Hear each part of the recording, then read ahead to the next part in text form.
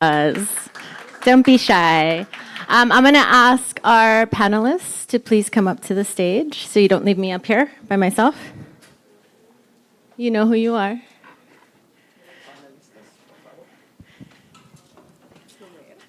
Everyone's being shy right now.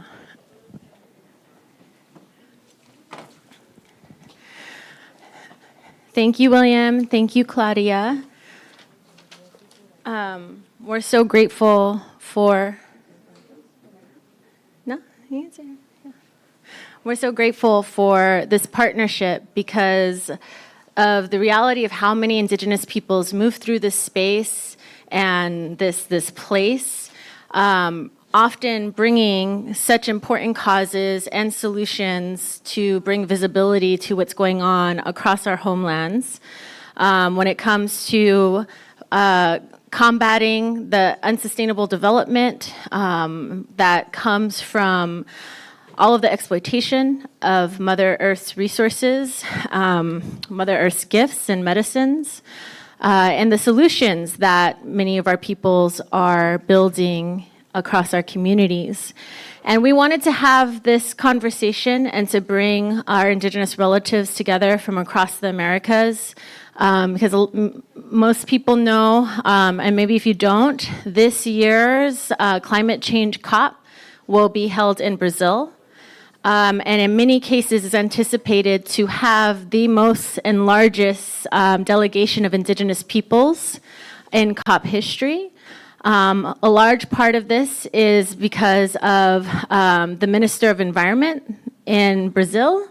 Sonia Guadalajara is really making a lot of effort to make sure that there is that participation.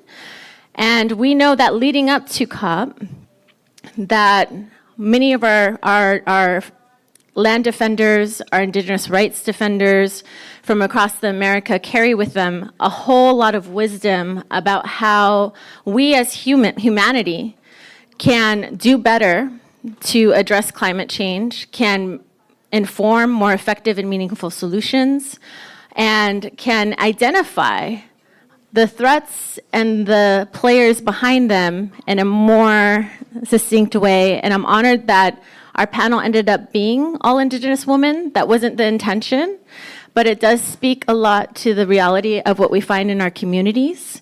Indigenous women have been carrying the resistance against colonization for over 500 years. We are still living in a time where Indigenous peoples around the world, including in here in the United States, are being criminalized for the work that is done to protect water and to protect our territories. And across the world, Indigenous land defenders are the ones that are disproportionately murdered, killed extrajudicially, and criminalized for the work that they do. And this has a unique impact on Indigenous women and femme relatives. And so I'm looking forward to the wisdom that's going to be shared by our sisters here, because organizing across the Americas is our rights and is a part of our responsibility to restore the relationships that existed prior to these colonial borders that have separated our communities, and to talk about the ways that we are going to continue to resist fossil fuel colonialization, but also how the expansion of AI technology, which is all over these climate change conversations, it's being normalized in our everyday uses, is increasing these threats to the lands and the waters and the ecosystems that we have been working for generations to protect and to get back. And so with that said, I'm gonna ask our sisters here to please each introduce yourself and talk a little bit about your work, so that people know what struggles you come from, what solutions you come from, and why you are here in New York. I think it's fine. Hello, everyone. My name is Ati Villafaña. I came from Colombia, as you know, and I'm part of a community called Arhuaco people. And I'm going to speak Spanish since now. Decía entonces que vengo de la Sierra Nevada de Santa Marta, el pueblo Arhuaco. Somos alrededor de 45.000, cifra no oficial, hace muchos años. Y lo interesante de este panel también es compartir un poco de la diversidad de Colombia. En tanto, yo vengo de un pueblo ubicado al norte del país y mis compañeras estamos en caras opuestas, pero la lucha es común. Y bueno, aquí vamos a identificar también patrones comunes cuando hablamos de combustibles fósiles, cuando hablamos de colonialismo, cuando hablamos de conflictos que este tipo de elementos trae cuando se trata de la defensa del territorio. Mi trabajo se ha enfocado en digamos, entender y participar de los espacios internacionales alrededor de la agenda climática. Sin embargo, es mucho más amplio que eso porque finalmente entender el territorio, vincularse y representarlo significa también trabajar sobre los retos múltiples que implica proteger un territorio sagrado como es la Sierra Nevada de Santa Marta, un lugar megadiverso. Tenemos picos nevados, tenemos el océano Atlántico, el mar Caribe frente, entonces siendo una parcialidad importante, representa una de las riquezas no solo a nivel de Colombia, sino a nivel del mundo. Entendemos que la Sierra Nevada es el corazón del mundo por muchas razones.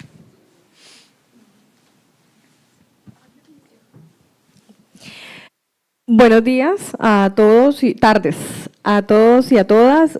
Quiero darles un saludo muy especial, un saludo desde el pulmón del mundo. Tú eres del corazón, yo vengo del pulmón del mundo, que es la Amazonía colombiana, el ecosistema que purifica la mayor cantidad de aire en el mundo y que se mantiene gracias nada más y nada más que a los pueblos indígenas. Aquí hoy hemos venido con unos tópicos. Here we're going to work on some different themes that we wanted to present to you all, and it's to talk about fossil fuels, how it's impacting our territory, and surrounding AI. These are themes that the discussions are still occasionally, when we're talking about, our indigenous communities, we don't always talk about these themes every day. Sometimes we talk about biodiversity, climate change, armed conflict, especially in the context of Colombia. However, we are not talking about what is currently happening with these companies that are coming to our territory to extract our natural resources. And furthermore, we have not had a detailed discussion about AI. It's important for us to promote these themes because I think that they are at the horizon of the interests of these industries. And with little connectivity, obviously this also impacts us. So with that being said, I'm very content and grateful for this invitation with these themes that are really part of the vanguard. Well, good afternoon, all. First of all, I want to express my gratitude for this space. My name is, I'm an indigenous woman from Colombia, from the south, the Narsa people, and it's a people of resistance.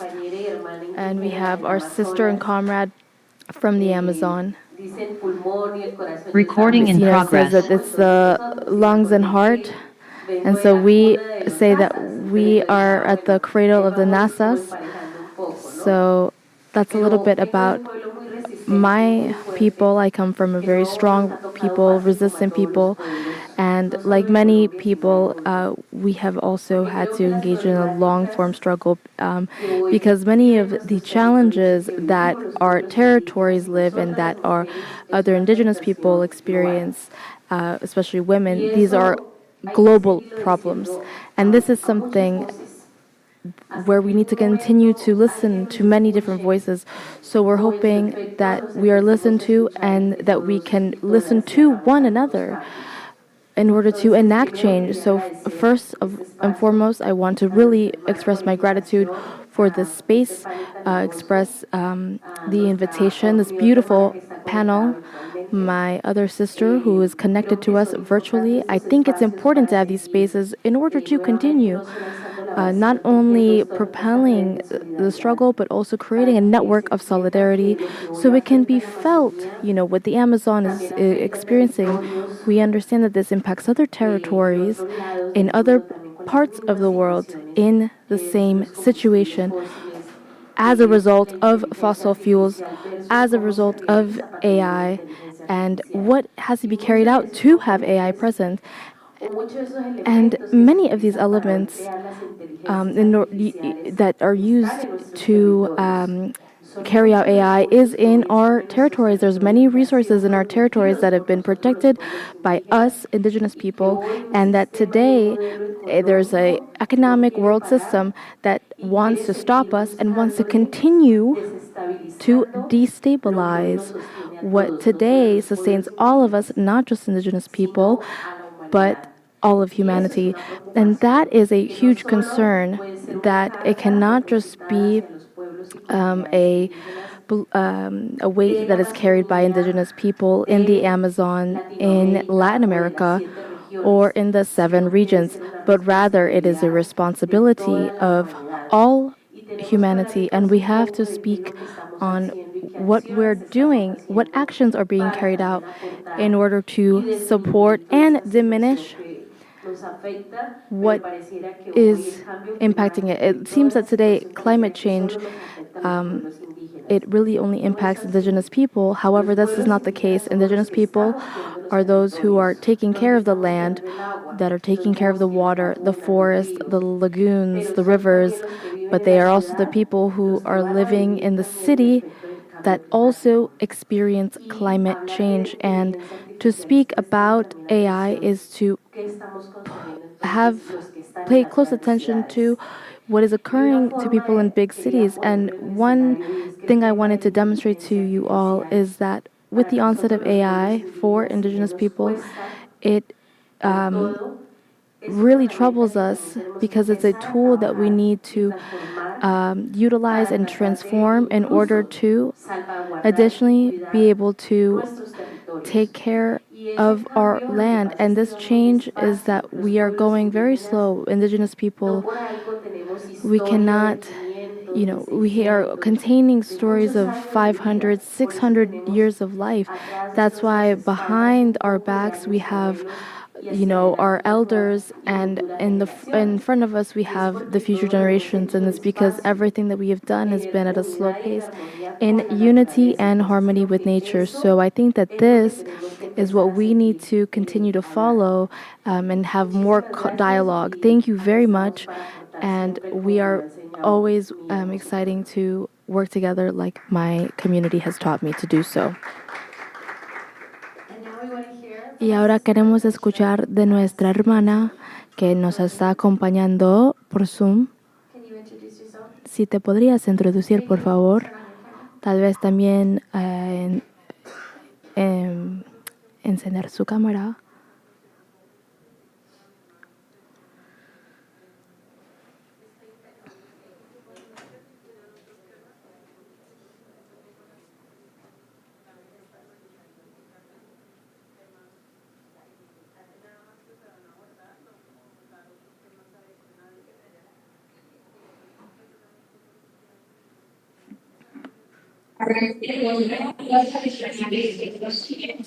Bueno, Hello. buenas tardes. Good afternoon. Acá en Colombia es muy buenas Here in tardes. Colombia, Saludarlos, it's the afternoon. desde acá, desde I'm calling Colombia, in from desde el Consejo Colombia, Regional Indígena from del Cauca, the CRI. regional council. Muy And importante este it's espacio. really Primero, important to have this gracias por la space. Thanks invitación que nos for the hacen por este medio invitation for virtual. this event. Saludar a la And I want to exministra de say Ambiente, hello to Elena the Estrada, a la compañera ex-minister. Viole, y a la otra compañera del And pueblo Arhuaco, y a todos also, pues, que nos I'm from the escuchan a the través town de of estos Arhuaco. medios.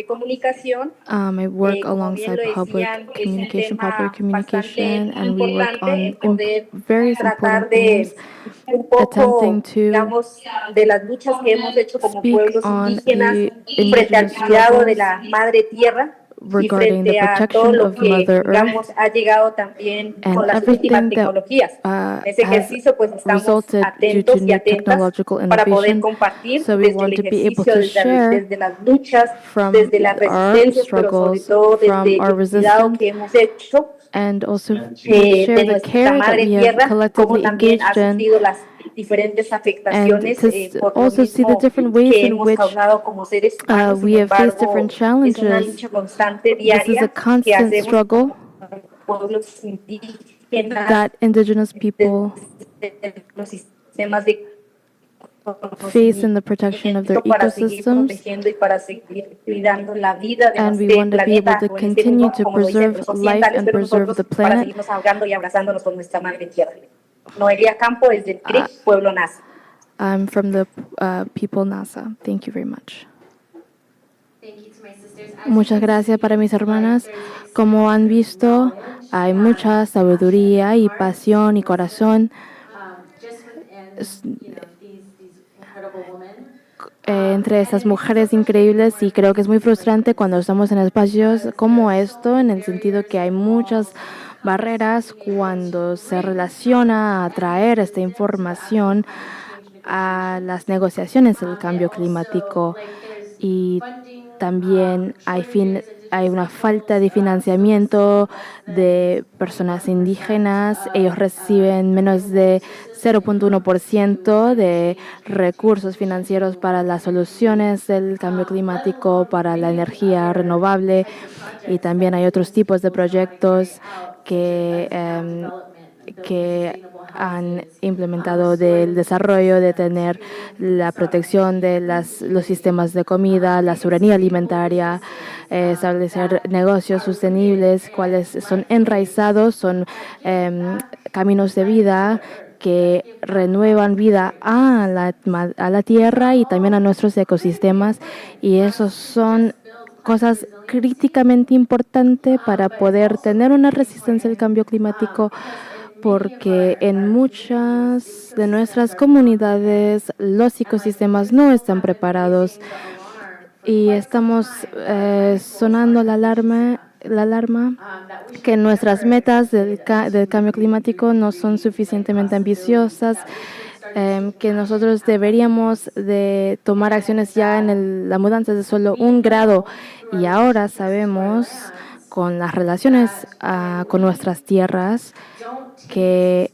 no tomamos esta responsabilidad para cuidar los ecosistemas, porque eso es algo que impacta todas las formas de vida, tiene un impacto cual crece de ella misma.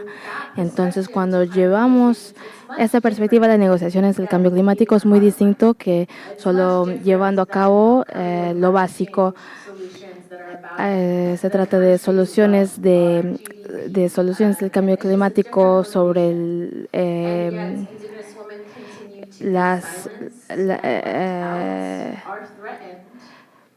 dinero cual hace un país o la riqueza de un país. Entonces, para ustedes, quienes no han visitado un COP del cambio climático, lo más que tal vez las personas indígenas han podido recibir es tener 300 participantes, pero pueden ver 17,000 personas que hacen lobby de petróleo. Pueden ver 12,000 personas que están ahí por interés especial para la energía. Entonces, cuando nosotros trabajamos, luchamos para llegar a esos espacios, no tenemos una representación suficiente y necesitamos tener más acceso a esas conversaciones. Entonces, nosotros tenemos que crear nuestros propios espacios y tener a cabo nuestras propias conversaciones, y nosotros nos excitamos mucho en poder tener ese diálogo y también preguntarnos preguntas a una a la otra, y también dar respuestas y tener una conversación más libre. Y para iniciar, la compañera tenía una pregunta que quería iniciar.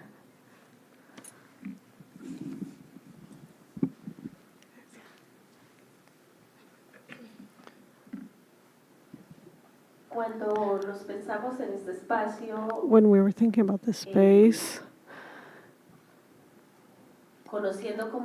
as knowing how our scenario works, but also the space in the United Nations, and what means the Climate Week in New York, but we has actually meant for the indigenous people to do the advocacy here in reality and effectively.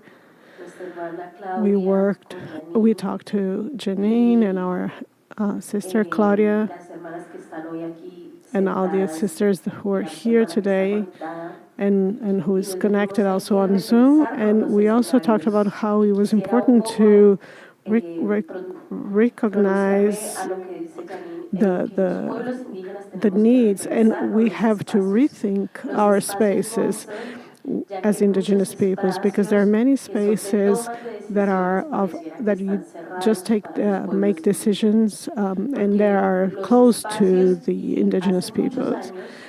So the spaces, many years, how many climate weeks have we had in the United Nations? For example, for us to talk about what's happening today in the indigenous territories.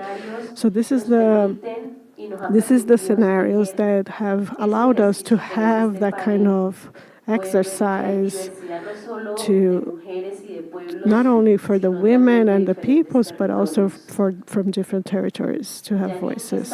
And so Janine, who's here, and is also in other very important spaces, we were talking about what was important and what kinds of questions we would have that would be important to keep having, and for the peoples and for the indigenous communities, not only facing these spaces, but also the real situations on the ground. And so we wanted to ask two questions that beyond having just an event that is designed and that many organizations participate, and of course everyone is very welcome in the space, but we also wanted to have a conversation and rethink the scenarios and the spaces in which we can participate, and to have also solidarity networks. But but thinking how many solidarity networks I do have with the Guanaco people, or the Ototo people, or how much I have with the people of my sister Jenny. And so how many peoples I have solidarity networks with. And so I stopped here just to ask this question, to introduce this question. So these spaces that we'll have also next year, or that are about to receive people, host people in the COP30 in Brazil. So for us, indigenous people, we don't have it easy for us to have it, to participate on those spaces. So the thousands of scenarios in that just a small percentage that is displaceable, because we don't see all the spaces in the scenarios, because the spaces that we see today, we also see them living through the situations in which that we have the ability to have the information to arrive and participate in these spaces. So when we started to think about this, we started to think about those are spaces that we have to allow people to have conversations amongst ourselves, and to have the solidarity networks. So I'm happy because I see many indigenous. I see an indigenous woman from the U.S., organizing this together with Amazonian women and us from the south of the country as well.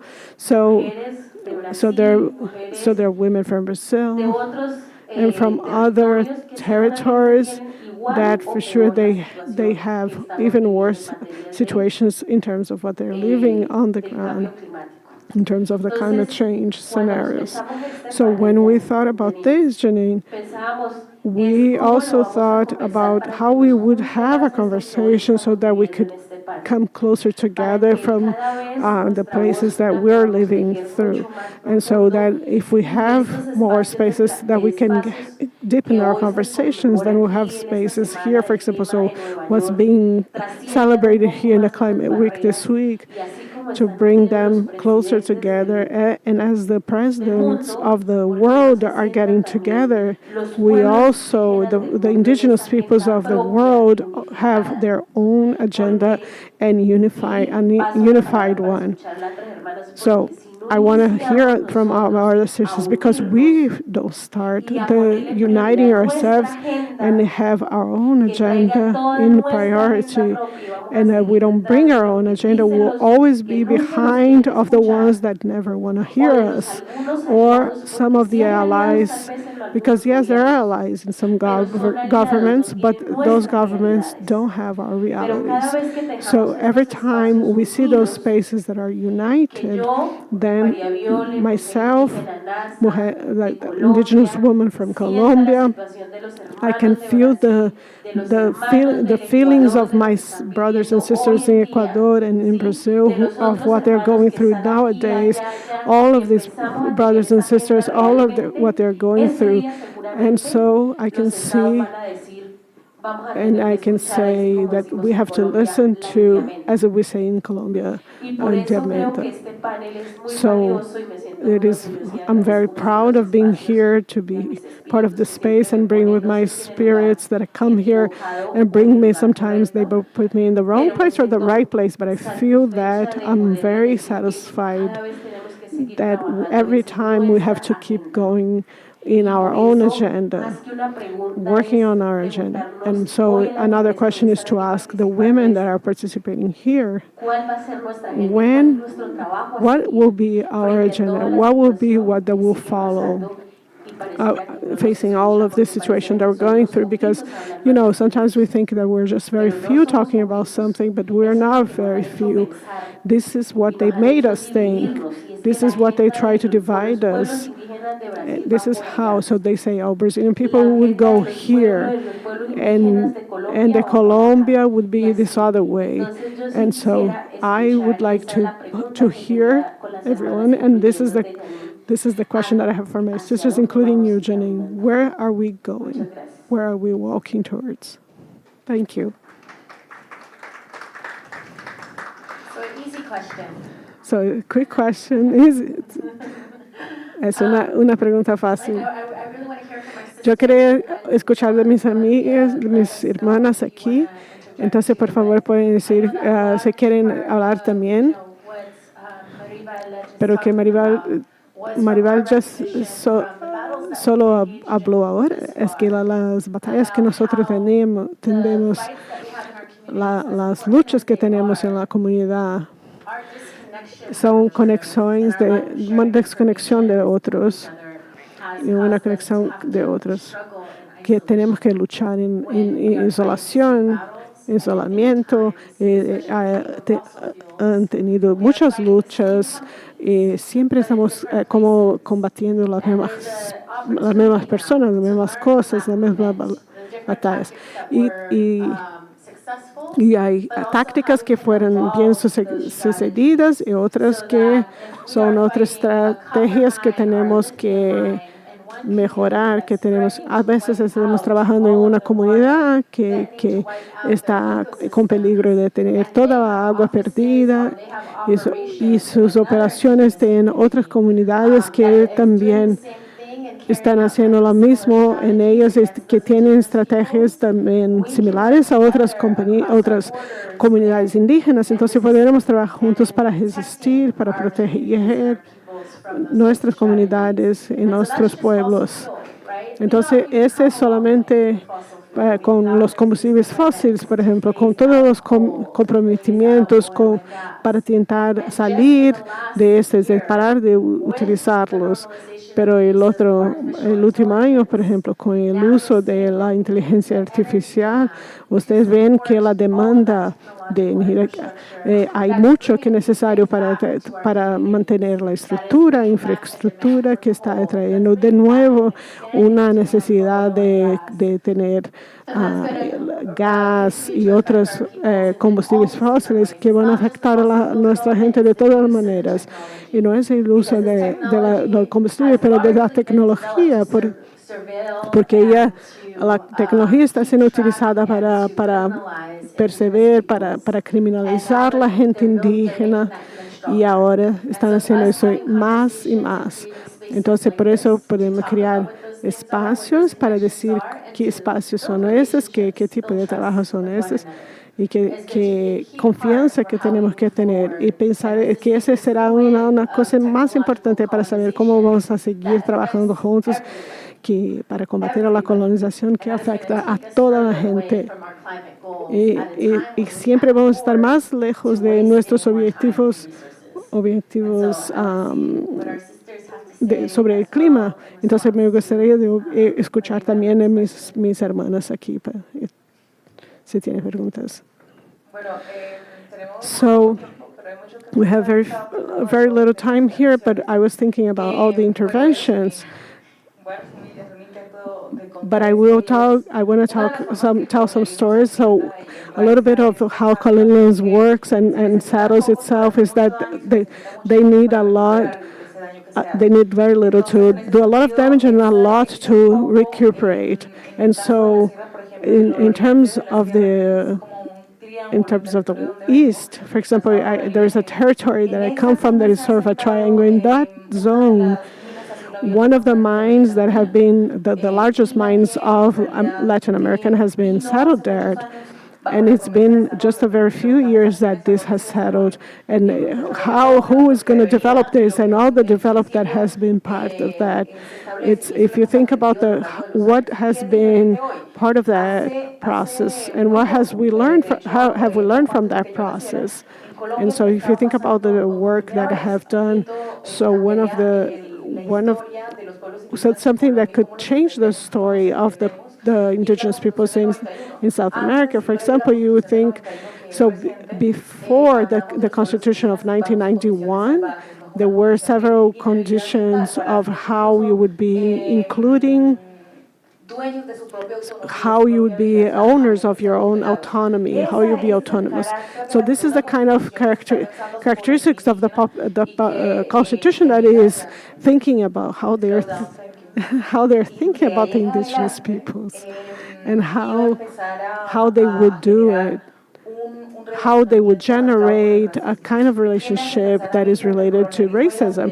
So the colonialism, in terms of fossil fuels, it would be very important. I have heard for many, many years that the mountains have a lot of huge economic benefits, and they would have exploitation benefits from that. But in this way, the indigenous people who have been there for a long time, we're not a potentiality. We are seen as an obstacle to that development. And so that's how those forms of creating damage have been created. And so if you think about how these tools are just tools, exactly as the English says, the English say to us, they're tools, your tools, and the tools don't have spirit. The spirit is in the living things. So the artificial intelligence doesn't have any spirit, or cameras, or when they were putting cameras on the mountains. All of those elements are tools that can be manipulated by people who do have spirit. And the spirit of using those tools are for people that have those abilities to think that if those tools can help us or can actually do damage to us, or they can be our allies.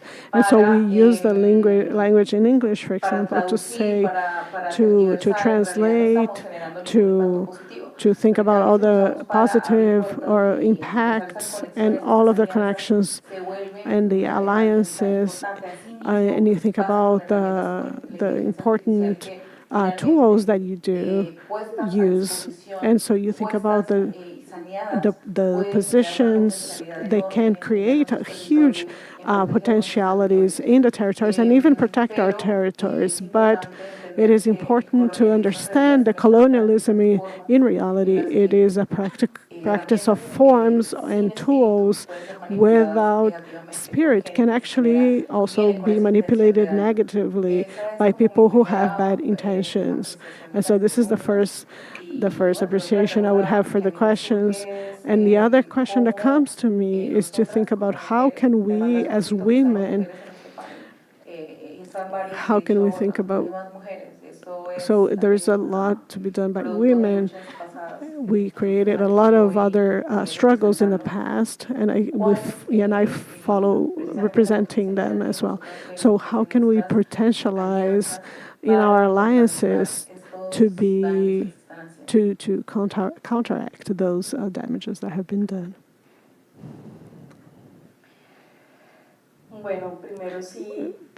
Well, first, if it's true, the presence of the women in this climate week, we have been in many events in which the speakers have been women. For the first time, I would say, after many years of seeing so many events, I see a massive presence of women. And this is spectacular in all ways. I don't know where our comrades, our male comrades are, if they're hiding, but to have these alliances that we have created in the scenarios, in all of these spaces, it strengthens the process of all the indigenous peoples.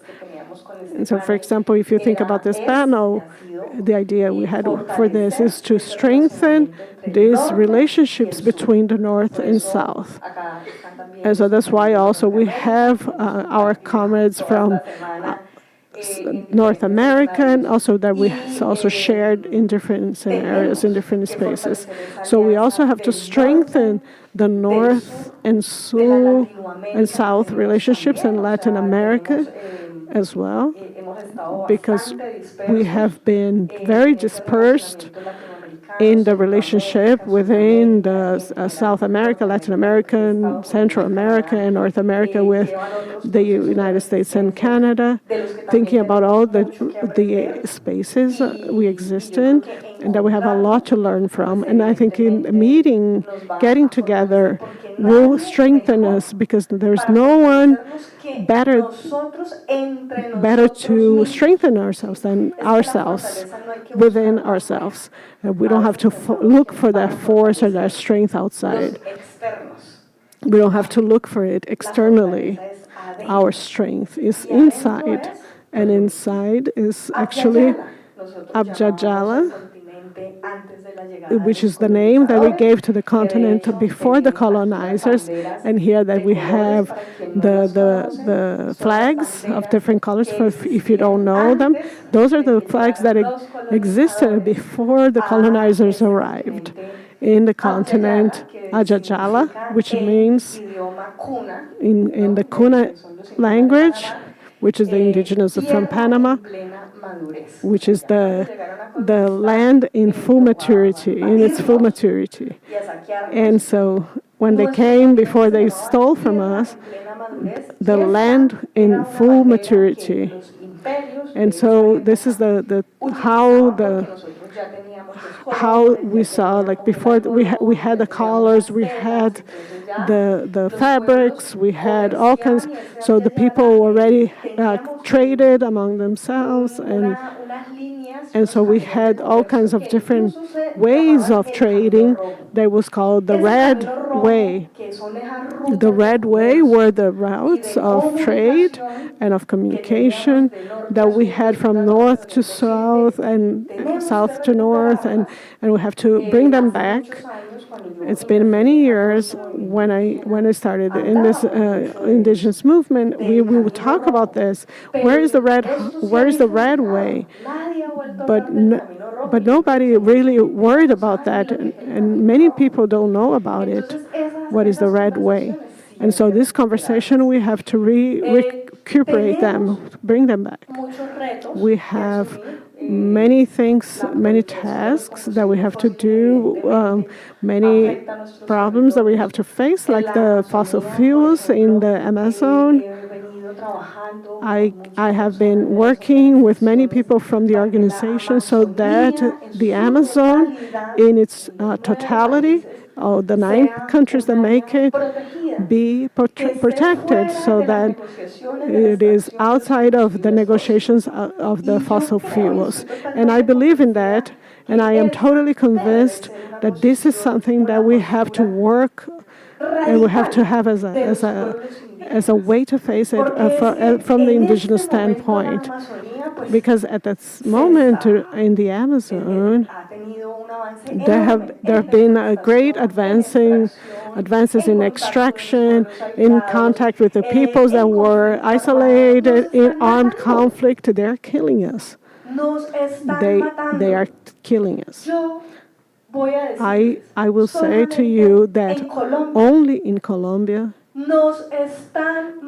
they are killing us. They are taking the kids from when they are 8-year-olds to the war. They put the guns in their hands.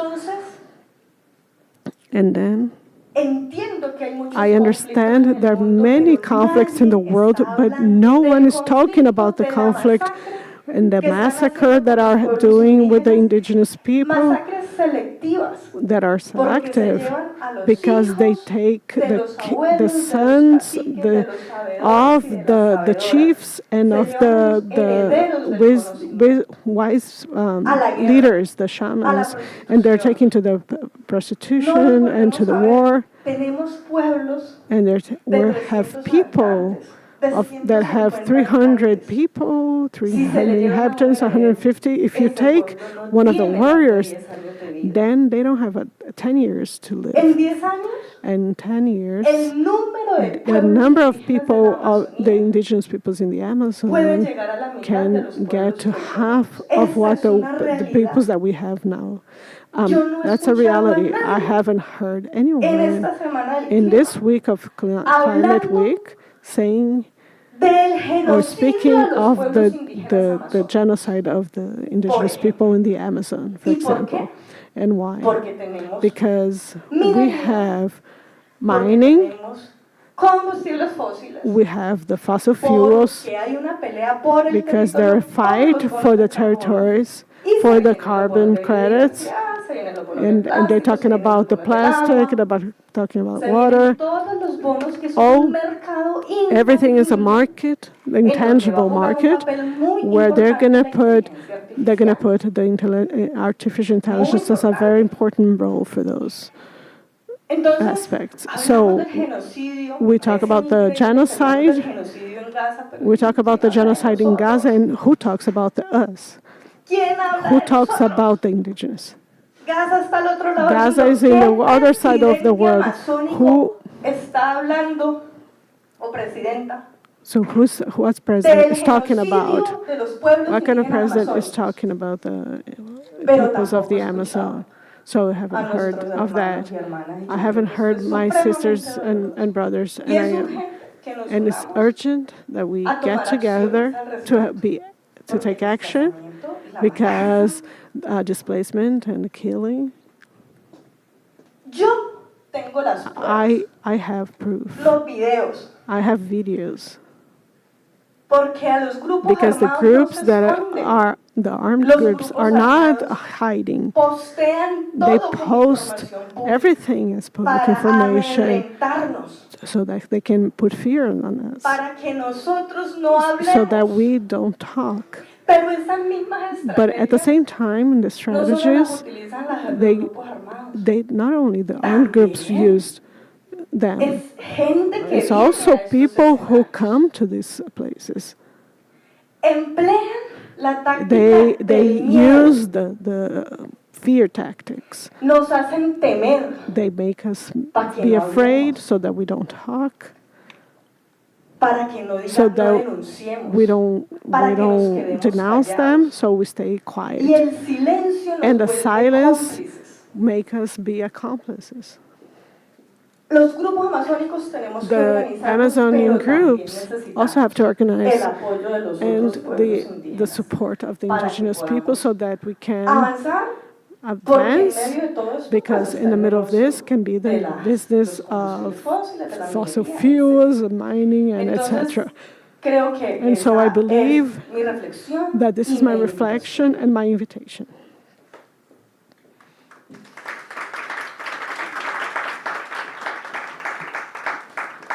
I want to see if Noelia has something to add. So now, Noelia, if you have something to add. Noelia, si tiene algo. And while she comes back on camera, just want to point out a few things that our sister said that I would like you know feel so much. Quiero comentar sobre unas cosas que nuestra hermana dijo, porque nosotras justificadamente estamos enojadas porque tenemos que pasar por muchas luchas y todas nuestras luchas son conectadas. Entonces, antes que el genocidio de las personas indígenas en las Américas para, y hasta que el genocidio en Gaza también para, en Sudán, en Congo, nosotros no vamos a crear una sociedad segura para cualquier persona. Entonces no queremos que ninguna de esas acciones continúe, pero una cosa que yo me di cuenta cuando estuviste hablando es que porque tenemos que llevar todas esas luchas en cuanto también protegemos nuestras tierras, creando soluciones. Sí hay la realidad de que nuestros movimientos se mueven de una forma lenta, pero es que también cuando estamos luchando contra las empresas de combustibles fósiles, la IA, también no podemos parar de, por ejemplo, cuidar de los ancianos, de cuidar nuestros hijos. No podemos parar de también darle importancia a las cosas de la vida cotidiana, y también eso influye en nuestras estrategias y sabiduría de una forma fortalecida. Entonces, voy a darle la palabra a mi hermana. Bueno, nuevamente agradecer Again, por I la want palabra, to por el espacio, you all saludar for a the todos los space, que están and I en el want escenario. to give a warm welcome to Pues everyone on the uno stage. mencionar Wanting cuáles to han sido mention como los aportes what que hemos have hecho been some of los pueblos the indígenas, work pero carried out también las by Indigenous grandes people, afectaciones and o las also in grandes relation rupturas to que the pues se ha, huge impacts digamos, and ruptures generado, that desarmonía, have been desequilibrio, generated así como nosotros lo hemos llamado. En este tema, in nosotros this no lo theme. decimos We don't tanto say como it el so cambio much so climático, to sino say la it's crisis climate climática change, que but rather hoy climate crisis sufrimos, no that we solamente los suffer, pueblos not indígenas, only sino a Indigenous nivel del people, but mundo, also on a cómo global level, ha ido as something avanzando that esa continues crisis to advance. climática It's a en climate todo lo que tiene crisis, que ver, pero in también all en of las which actuaciones que is hemos composed tenido como ser of the humano con consequences nuestra madre tierra. that Nosotros, that como people Consejo have enacted Regional against Indígena Mother del Earth. Cauca, pero So as también an en el indigenous person marco in del Cauca, movimiento but also indígena in the de framework Colombia, of the indigenous struggle in que hemos Colombia, hecho esa what apuesta have we política, done in cultural, this political espiritual, bet comunitaria, in siempre, digamos, avanzando en where el we're cuidado continuing to colectivo, advance siempre colocando por the care encima of our y priorizando territory and la sostenibilidad de prioritizing la vida comunitaria, y no tanto en voluntary el action ejercicio and individual, voluntary life, sino and not cómo cuidamos basing our nuestra work madre off of tierra y cómo individualism, ha sido but ese aporte. rather respecting the Nosotros tenets cumplimos of Mother 54 años de Nature. vida, de lucha, You de know, we have resistencia, y bien lo decía la 24 years of compañera struggle, Violet, and what my venimos comrade del said, pueblo Yoli, NASA, pero of somos the NASA 115 o people, but 116 we are pueblos indígenas trying a to nivel de Colombia, y en el collectively CRIC work with 6 contamos other con indigenous 12 groups in pueblos Colombia, indígenas, quienes hemos estado en and esa we have lucha been trying incansable, to pero nos ha engage in this costado prolonged vidas, fight, digamos, en este ejercicio and de la defensa, y within this precisamente por exercise of esas defense, grandes and empresas, because of these megaproyectos que big llegan industries that pues a come destruir, to destroy, siempre lo dicen recursos, we, no nosotros, they por lo always talk tanto no about decimos recursos, resources, but we don't sino, say digamos, a resources, we saquear, a say that desangrar we don't nuestra want you madre to tierra, ransack our land, porque la ven como un because recurso they see natural it as a que natural resource, beneficia that o resource que, that benefits digamos, aporta al tema económico. para that benefits nosotros them es nuestra economically, madre, es but for us, it's ser our vivo mother. también y por lo tanto And with that siempre being hemos dicho, said, we have lo always seguiremos said defendiendo that we y will si nos continue to toca dar defend. la vida, si nos And toca if morir, we pues have to moriremos die, por we have ella, to por nuestra madre sacrifice tierra, our porque life, then pues we sin ella will, tampoco no because somos nada. Entonces es without Mother Earth, we are nothing. un poco So mencionar eso this y is nosotros something I pues wanted to siempre hemos comment to you caminado all, and bajo this is something that we have always digamos, el principio de la postulated unidad from the y la beginning, unidad no this solamente idea of pensada unity en cómo nos in the beneficiamos ways in nosotros, which sino en we cómo se can beneficia la benefit and madre how tierra con also los Mother cuidados Earth que can benefit, nosotros les damos, cómo cuidamos, how cómo aportamos. we can Sin support embargo, ha sido muy this complicado, por struggle eso in ha ido spite of the generando también esa complications. crisis And climática, that's los why when cambios we're de los thinking tiempos, of pero climate también crisis, cómo nos afecta y we have to cuántos see it años from más its vamos a beginning seguir así, and cuántos how años más vamos many years are we nosotros going to a be able, how vivir, we're going to have to digamos, um, en este tema combat this de las afectaciones a in this nuestra madre theme tierra. of Por eso es the muy damage importante against también Mother Earth. mencionar que And I also nosotros, wanted to como mention pueblos that indígenas, us tenemos Indigenous ese people, ejercicio de la autonomía, pero we sobre have todo la this, gobernabilidad bajo la orientación espiritual y cultural. you have a Desde los sistemas political de and spiritual conocimiento hemos orientation and form sido of los knowledge grandes, building digamos, cuidadores y ha sido where un we think of aporte ourselves as significativo. caretakers, and this is Pero como bien lo significant. decían, los espacios, Within digamos, a nivel spaces, for internacional han example, sido muy pocos, digamos, de participación. we Otros haven't han had hablado por a high nosotros, degree of pero nosotros los participation, pueblos indígenas somos but quienes Indigenous vivimos esa people are the realidad. ones Y bien that lo are decía living this reality day to la ex day, ministra Lena Estrada, nos siguen and asesinando todos los they días, are están still llevando a killing nuestros niños us. y no es They are solamente, stealing digamos, our esa children, crisis and it's solamente que a afecta a crisis nuestra madre that tierra, doesn't just sino a impact nuestras Mother Earth, comunidades but también. Y it esa ha also sido un poco impacts la lucha que hemos hecho, pero our struggle. nosotros And this constitutes the también struggle desde el we've been carrying acompañamiento out de la Guardia Indígena, que between, es uno de los principales the actores que todos los días recorre los Indigenous Guardian, Guardian, todos los días where está en every ese day, ejercicio bajo la orientación de nuestras autoridades they are there indígenas. in the Y también territories facing mencionaban un antagonization poco, from different escuchando a authorities, and las also compañeras y en el hearing contexto de about the esta Semana del context Clima, of ha the ways in sido which pues Climate Week también has been carried importante out. un poco This is also escuchar y important conocer las to speak dinámicas and internacionales understand en the los escenarios international internacionales dynamics que han estado compañeras y compañeros de los that pueblos indígenas haciendo our estos brothers grandes and sisters aportes from other y Indigenous hablaban un communities have poco de been la inteligencia artificial. adding to the Hoy, si bien es conversation, and cierto, also to pues speak about es un AI. tema This de is los a theme tiempos en este siglo, of our en contemporary que la period tecnología where también ha ido avanzando technology mucho, pero como is nosotros los advancing pueblos rapidly, indígenas también but how seguimos is it that avanzando y Indigenous fortaleciendo people, los sistemas de conocimiento desde la parte with our own cultural y systems of espiritual. Sin understanding, embargo, our pues own spiritual forms of understanding, vemos que pues hay unas posibilidades, unas para there's cómo different ha sido el aporte, pero possibilities. también el riesgo que tenemos, digamos, desde el extractivismo There are different possibilities in being able to epistemológico, de cómo combat también están, extractivism digamos, en el marco de la inteligencia artificial, within the el framework of AI, conocimiento, la for example, sabiduría the ancestral. idea of Entonces, ha wisdom and sido un knowledge poco building. This has también el been análisis also que hemos an hecho analysis that we desde los have made diferentes from the escenarios different y por eso nosotros los arenas, pueblos and for indígenas that, siempre we caminamos en say esa that we are exigencia de los always derechos, no demanding solamente our rights, not pensando only en, thinking digamos, about en los procesos para avanzar como different pueblos processes indígenas, of sino el aporte que advancing hacemos Indigenous para el people, mundo. but Nosotros somos also the work cuidadores that de we los ojos carry de out agua, cuidamos as water las protectors, montañas, las as people who lagunas. protect Sin embargo, mountains, eso nos ha lagoons, costado and muchas nevertheless, vidas de this nuestras has autoridades, de resulted in the loss nuestras of many guardias, lives.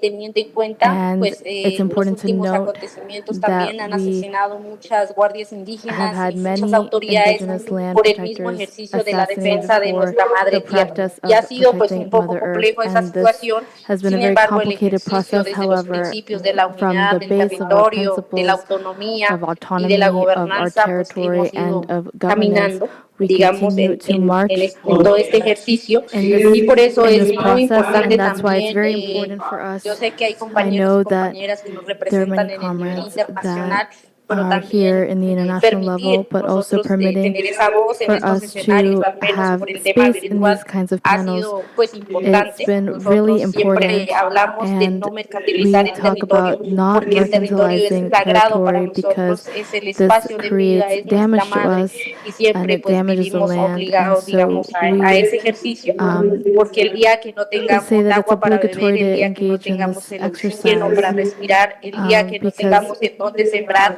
when we nuestros have a moment where alimentos, we pues don't ese know día where to será, plant our food, digamos, el fin de la humanidad, that ¿no? would end up Como being the end lo of hemos humanity at nosotros large. revisado y And analizado so desde we la want to parte be able to espiritual y revise desde and la parte analyze the cultural. Por spiritual eso siempre component. estamos en And esa so we're protección, always in desde la this parte struggle, espiritual, in the política, spiritual, cultural, con el political, ejercicio cultural de lo que nos process corresponde y con la tarea que nacemos como with pueblos the indígenas. task. Por eso, pues And this is mencionar one of the también tasks de Indigenous que people pues carry el out tema de las IAs, de with la the inteligencia idea artificial, of si bien es cierto, hay AI. grandes avances There también en ese are marco, big pero para advances in nosotros this sí es field. importante However, seguir it's preservando, still really seguir important cuidando también to el pensamiento, la sabiduría de cherish nuestros mayores, de nuestras the mayoras, de wisdom nuestros of our abuelos y abuelas, elders, que our algunos nos great acompañan, grandmothers and great otros grandfathers ya that nos acompañan desde accompany el us, espacio espiritual. Sin that embargo, are pues with us el in the proteger spiritual realm incluso and los that are sistemas de protecting conocimiento, el tema different cultural, ways el of idioma que es tan creating importante, la knowledge, lengua the materna language that they de cada uno de los pueblos that indígenas. are Con ella from también the nos respective all of conectamos y the nos indigenous comunicamos con nuestra communities, how madre we tierra para communicate poder with seguir Mother Earth, cuidando, para poder seguir continuing to take avanzando care of en her, todo este ejercicio. Y so in es order to una carry out the resistencia struggle. que seguiremos And this caminando. is a resistance Entonces, that es un is poco lo que quería continual. comentar So y that's pues what I muchas wanted to gracias por el comment to you all, espacio. and thank you very much for the Estaremos space. muy atentos, We atentas are para seguir very trabajando, para attent seguir and aware defendiendo to la continue vida de nuestra madre to tierra y la defend vida de la Mother humanidad. Earth and to Muchas gracias. defend humanity.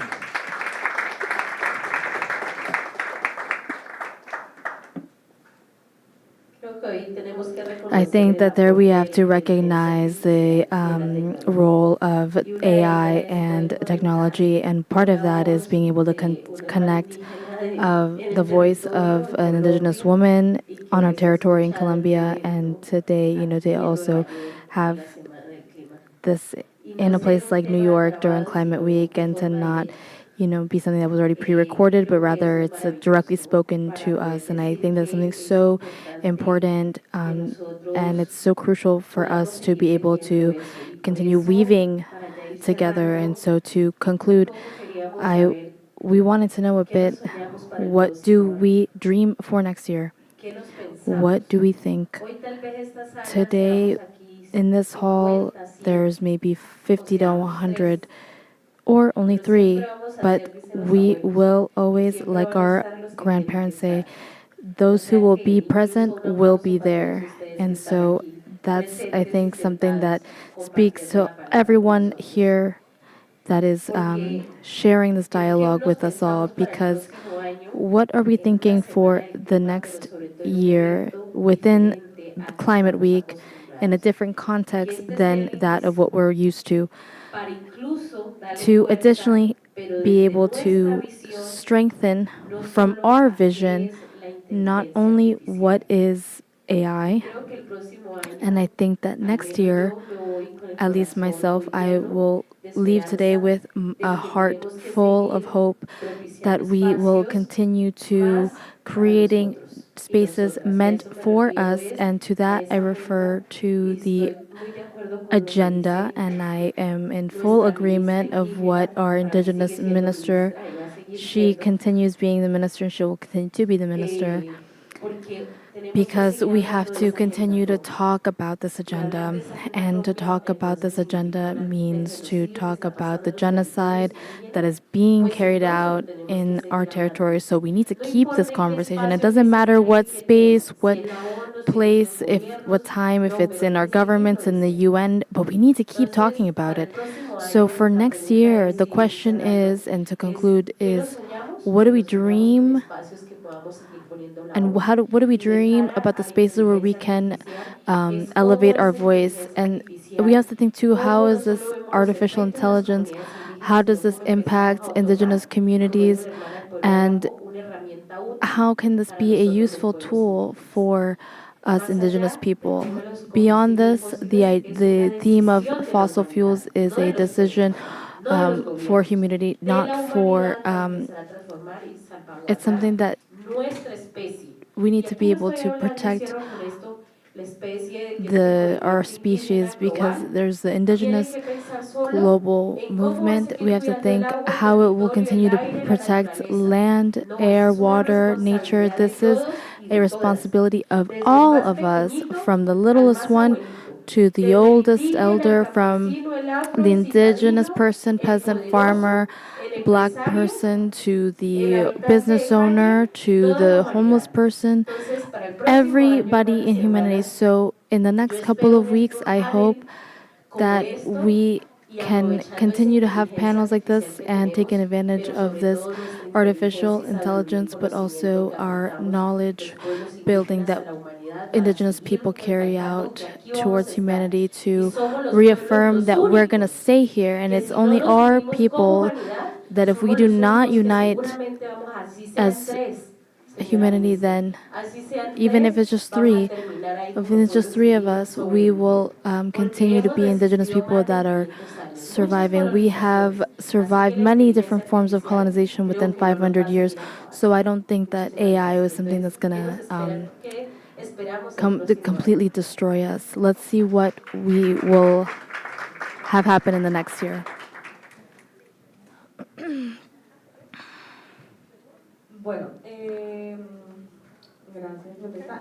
Yeah. For the next year, I would like for us to be able to continue strengthening our dialogues between North and South in relationship to the no proliferation of fossil fuels. For us as Amazonian people, this is a struggle that still has much to carry out alongside with our brothers in the North. It's its own experience. A big part of their history of resistance has been against these fossil fuel companies. So I think that this alliance that we can construct will be very interesting. Our countries, according to the International Court of uh, Court of Justice, we need to have a judicial safety in order to ensure our well-being, and this means to take decisions in regard to the production of fossil fuels. And so for all of us in our respective countries, we must demand that we should no longer be using these fossil fuels and adding pressure to our governments. And I think that this is the position of indigenous people. We are working globally to the no proliferation of fossil fuels, to have an agreement that will be safe, organized, just, and that we can transition to different kinds of energy. Not all energy is clean. When we're speaking about clean energy, this is also a fallacy. All energies contaminate, and this needs to be made clear. However, we should have different alternatives, and it is a work that must be done throughout the rest of this year to have an agreement where a treaty where indigenous people are also represented and carries out a route that can be further developed. In September, last year, for 2026, we as a country proposed the first conference for the banishing of fossil fuels, and this is going to be carried out in Colombia, and I invite you all to attend so that we can get to know each other better within this discourse, because it is of tremendous importance, especially for our territories. I think that it is important to account for hydrocarbons, for example, plastics, pesticides, and fertilizers that also come from petroleum. And this is a huge industry that impacts the health of humanity and life overall. And so this is a challenge for the next year. I extend the invitation so that we can continue to have this discussion. And I know that we haven't gone into full detail about AI. We do not have such a strong connection. However, we do want to establish a connection with, for example, the satellites of our friend Elon Musk, who we can have internet. But at what cost are we carrying out and being able to be connected? And what overall, having this connectivity with people in the Amazon, there's also huge costs that are being paid by indigenous people as a result of the presence of these satellites. In there is a resolution that is in relationship to themes further beyond the atmosphere that covers us here on the earth, because this is also something that impacts the health of the earth and its inhabitants. So I invite you all, to think about AI and its relationship to indigenous people.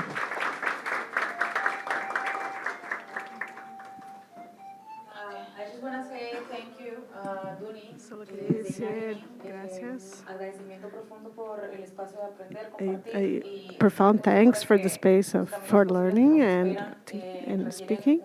And I believe that there's a very important level of exchange that we need. And I think this is one of the important ways of that we can give answers to this crisis.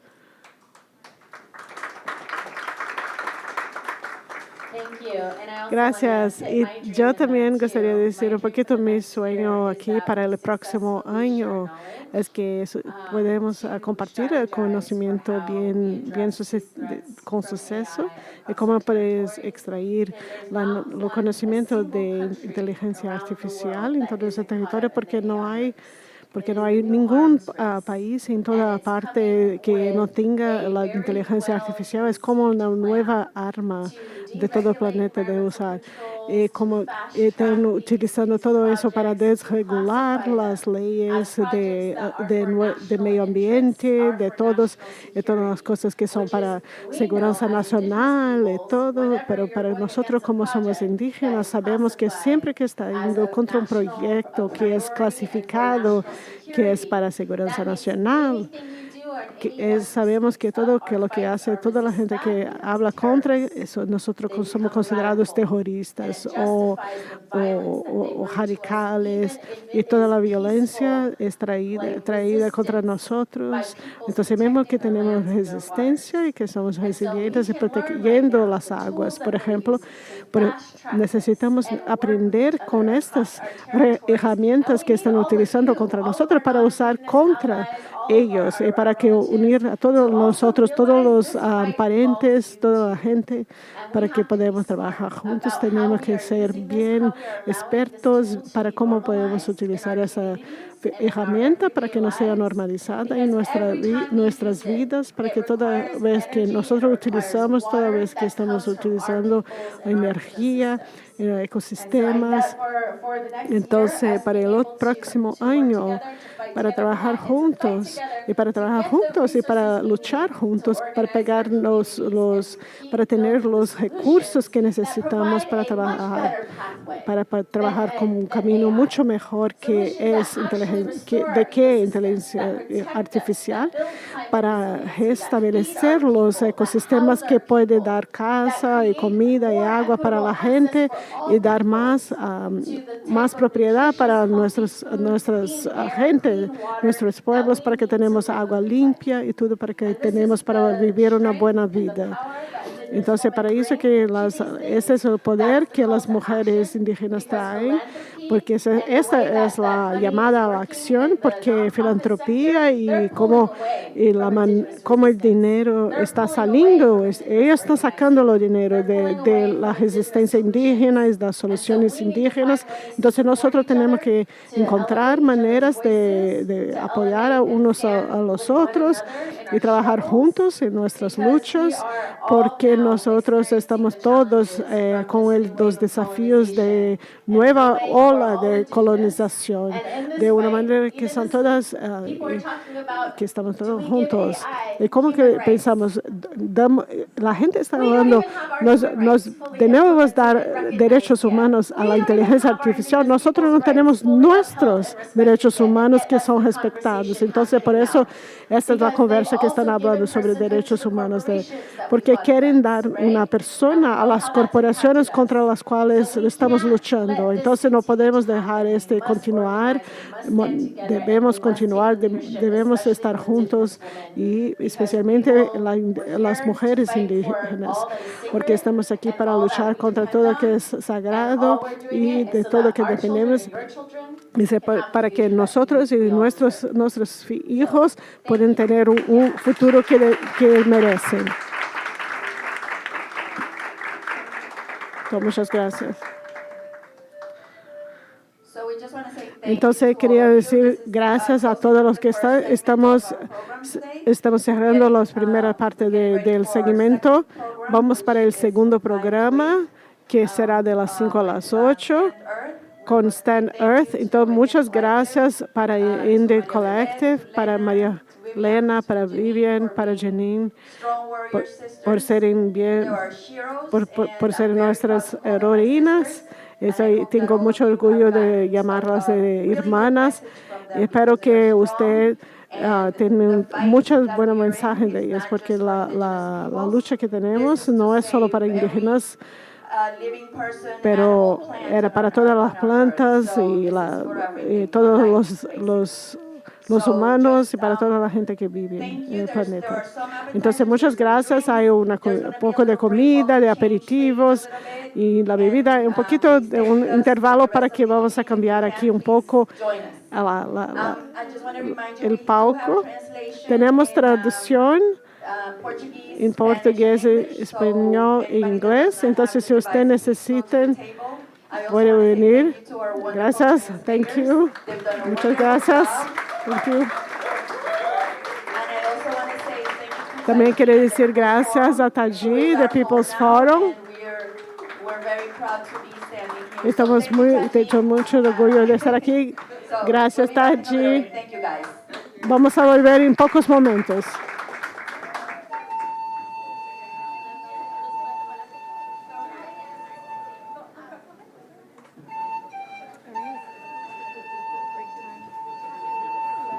Hi, you need a one?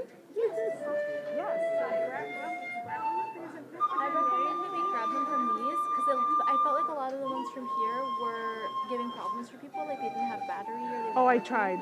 The ones that I turned on are working. They have like full battery. Okay. So not every. I put aside some. Oh. So the ones that are on this side are already. Yeah. So just put I just need to put the number, the one you're taking. You're taking. Thank you. Yeah. Just your name, your name. Oh, no, use that one. Okay. Yeah, use that one, please. So because we have a lot more people. On channel 4.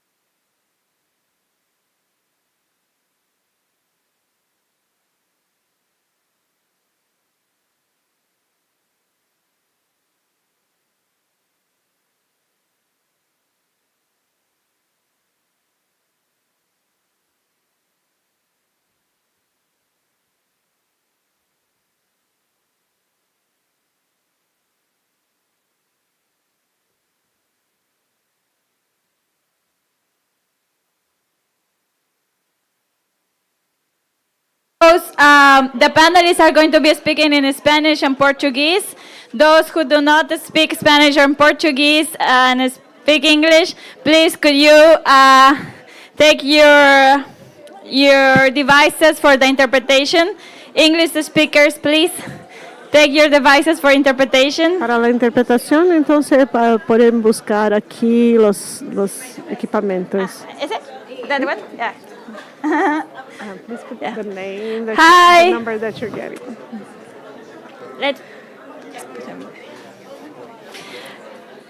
Hi everybody, we are going to start. need a Vamos a empezar. Interpretation.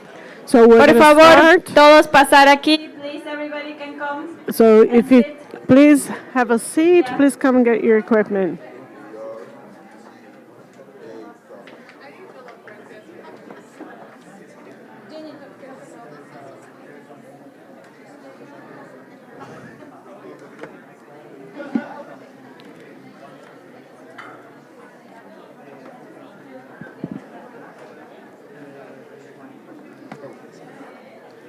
This one is on 39.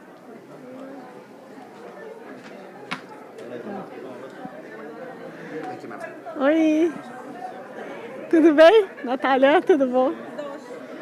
Dos. Sí, entonces por favor el número es 8. Hi everybody, we are going to start. Ya vamos a empezar. You returning? Yes. Thank you. No, I'll just put the number out. Okay, thank you. Es lo mismo. Momento. El otro 37. So, es el número 8 pues, y el número 37.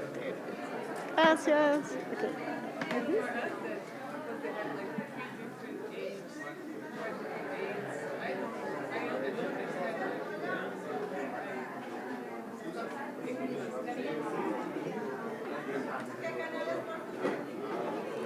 Solo tenemos un canal. O va a ser español o portuñol o español y portugués. Fala português.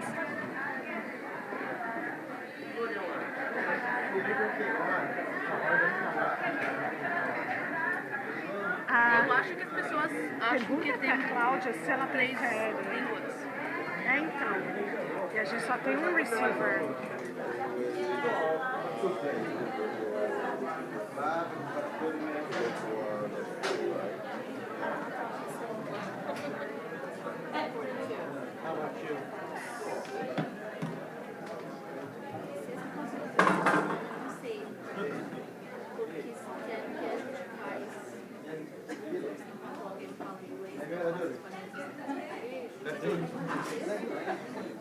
Só se fizer um aqui, outro aqui. Mas não pode porque esse vai pro YouTube, né? Tem que ser em inglês.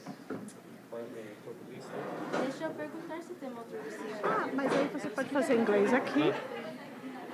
E eu posso fazer. Where's the person in charge of tech? Pergunta para Cláudia o que ela prefere. Pra Cláudio? Cláudia. Cláudia. Cláudia. Olá. Então, que vai ser ou espanhol, portunhol ou português. Tá? Você entende o espanhol? Um pouco, não totalmente, tá. Então a gente está só vendo com a organizadora. Bueno, buenas tardes para todos.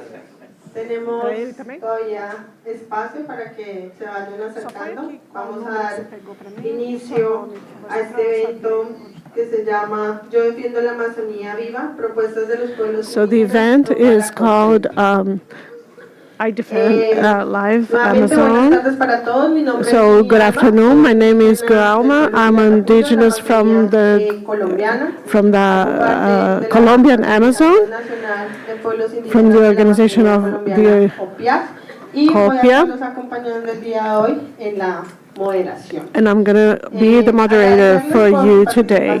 And so I'd like to thank you for the participation in the space. Para Thank una you. partecita de nuestra gran Amazonía. Part of this space in the Amazon that we're here to see discussed today. And so, for people, I'm here to discuss the Amazonia is a regulating climate for the entire planet, and this is how it brings life to the entire humanity. And so for us, it is it has brought us. Excuse me. So now, today we don't come here just to be part of an event. We're here for the priorities to find out what the priorities for COP30. So we're going to have two spaces in our event, and so we'll talk about how the indigenous peoples in the Amazon that are preparing for the COP in Brazil, and we'll have proposals that will be of building collective ideas, and the other part will be how we're going to do direct recognition. So how we can do our own mechanisms for financing. And we'll also show the Amazon, Colombia, Peru, Ecuador, and how it is a collective process for us to bring together and to do and prepare for the COP30. I hope that you can follow it attentively, because the Amazon is not just indigenous, but it is the future of all of humanity. And so for the indigenous people, and so we have to think about what's coming up to the regular, and so we'll have the interventions of the leaderships here from Brazil, and then we'll have who have us as will be hosts for us in the COP30. So as you can see, there are many different events that we've been participating in. We're going to we'll have one of our great comrades to be part of here. So Sineya will be one of the first ones to be speaking, as she has been talking to what has been preparing. And so to do a coordination on the Cuenca Amazonica. And so Sineya Gasses, thank you for being here. Thank you very much. Good afternoon. Good afternoon to everyone. Thank you for the invitation. These are very important moments when we're talking in this route to COP30. I have to say that not only for COP30, but for all of the COPs that come, that we need as indigenous peoples to do a dialogue jointly with other spaces. And all that the indigenous peoples have talked about in terms of desertification of the climate, they're all connected issues so that we can have a strategy so that we get to the COP30. And so it will be a very important and significant moment for the COP30, because it will be the second COP in Latin America, where we'll have a large number of indigenous peoples participating, and they are united for the common goal. And two goals that I have together with me to prepare the space as co-president of Latin American and Caribbean CAOs, which is the climate convention of the climate convention and the UFC. And I have to say that this is a very important work that we will have to continue to do to guarantee indigenous rights, whether it is in every country or I will say we have these two issues that unite us. All the indigenous peoples have participated in different spaces where we have been able to take further a very clear strategy that we must have so that we can do all the work that we have been doing and to have the strategy to maintain the biomes, the forests, the financing is essential, but we actually also have to have a proposal to guarantee our territories that demarcation of indigenous peoples be a climate policy. I think it's very important that we take it to COP30 in our speeches, in our strategies. And so as COP30 is being prepared in Brazil, we know that there are many challenges, not only COP30 in Brazil, but at the last two COPs, we also have had very many challenges to be able to participate in the COPs. And so what unites us is that we can have a clear strategy of financing, funding, participation in decision-making spaces. It's very important that we have the entire way that the indigenous peoples have built from ECHO 92, from Rio 20 plus to today COP30, which has been 30 years of participating in these conferences of the parties. And the indigenous peoples have built spaces and achieved more space, such as the caucuses and local community gatherings. All of these were achievements that we got, and that our legacy has been brought forward by the indigenous people. So in the climate convention, we didn't have space that could be inside, but we had a way in which we would walk outside to bring all of our strategy. We wanted to know what the countries were discussing and how they were discussing within the spaces.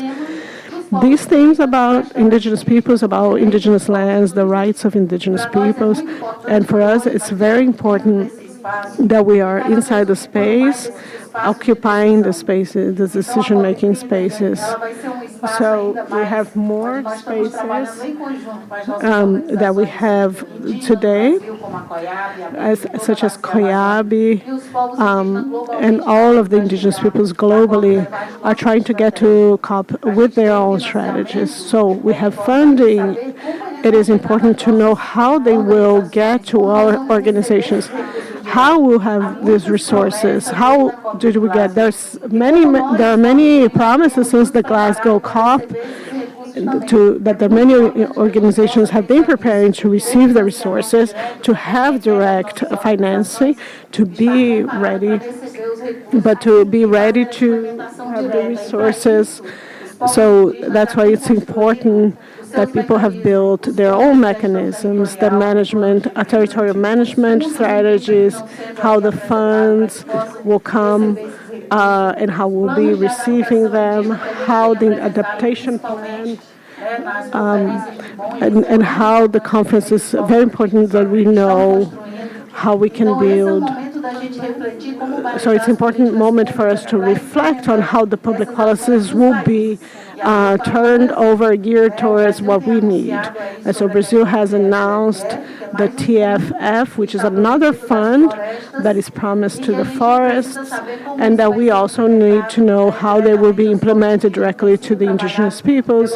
And this has been worked with the Commission of Indigenous Peoples that are within the Global Alliance of the Secretariat of the EFF. And we have to believe that we actually will have, in a very short amount of time, the implementations for indigenous peoples, because we live through a climate crisis, climate emergency, in which we need very fast answers, very quick answers. We have talked about the damages and how do we get the resources to communities is a huge challenge.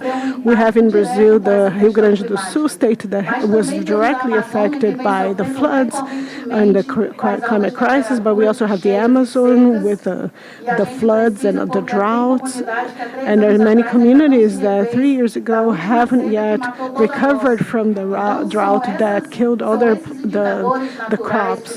And so these are many of the indicators that we need to have within these spaces where we are able to discuss the demarcation of territories, the indicators of other climate changes, and how we can have all types of clear strategies of participation within the COP30, which is also a challenge for us to have people with the credentials, all the logistics to be part of that. But beyond that, it's more important that we have a very clear strategy to know exactly what we will implement.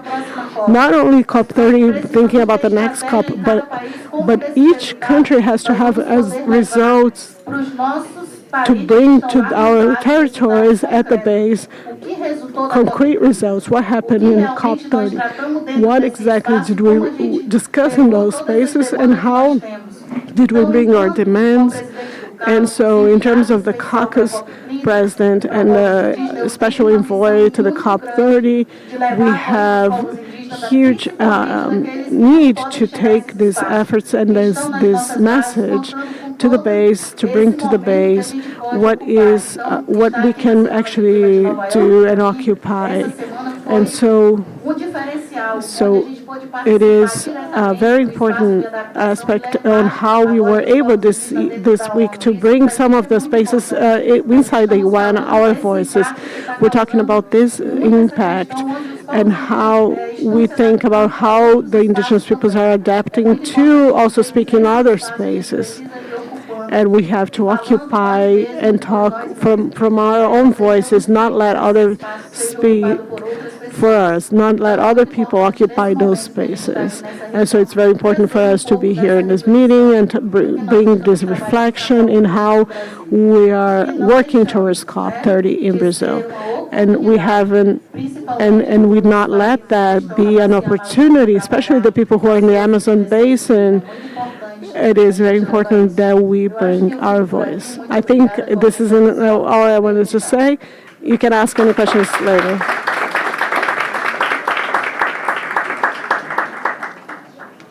Compañeros, muchas gracias. Thank you, comrades. Thank you for the big commitment and all the work you've been doing in all of the joint work that you're doing, representing indigenous peoples in Latin America, but also beyond what's happening in other countries in the world. And so what's been happening in the... Canal 4 está en inglés y Canal 8 portuñol. ¿Vale? Entonces, invitarlos a los que están de pie. Me angustia verlos de pie, que hay espacios o sillas. Perdón.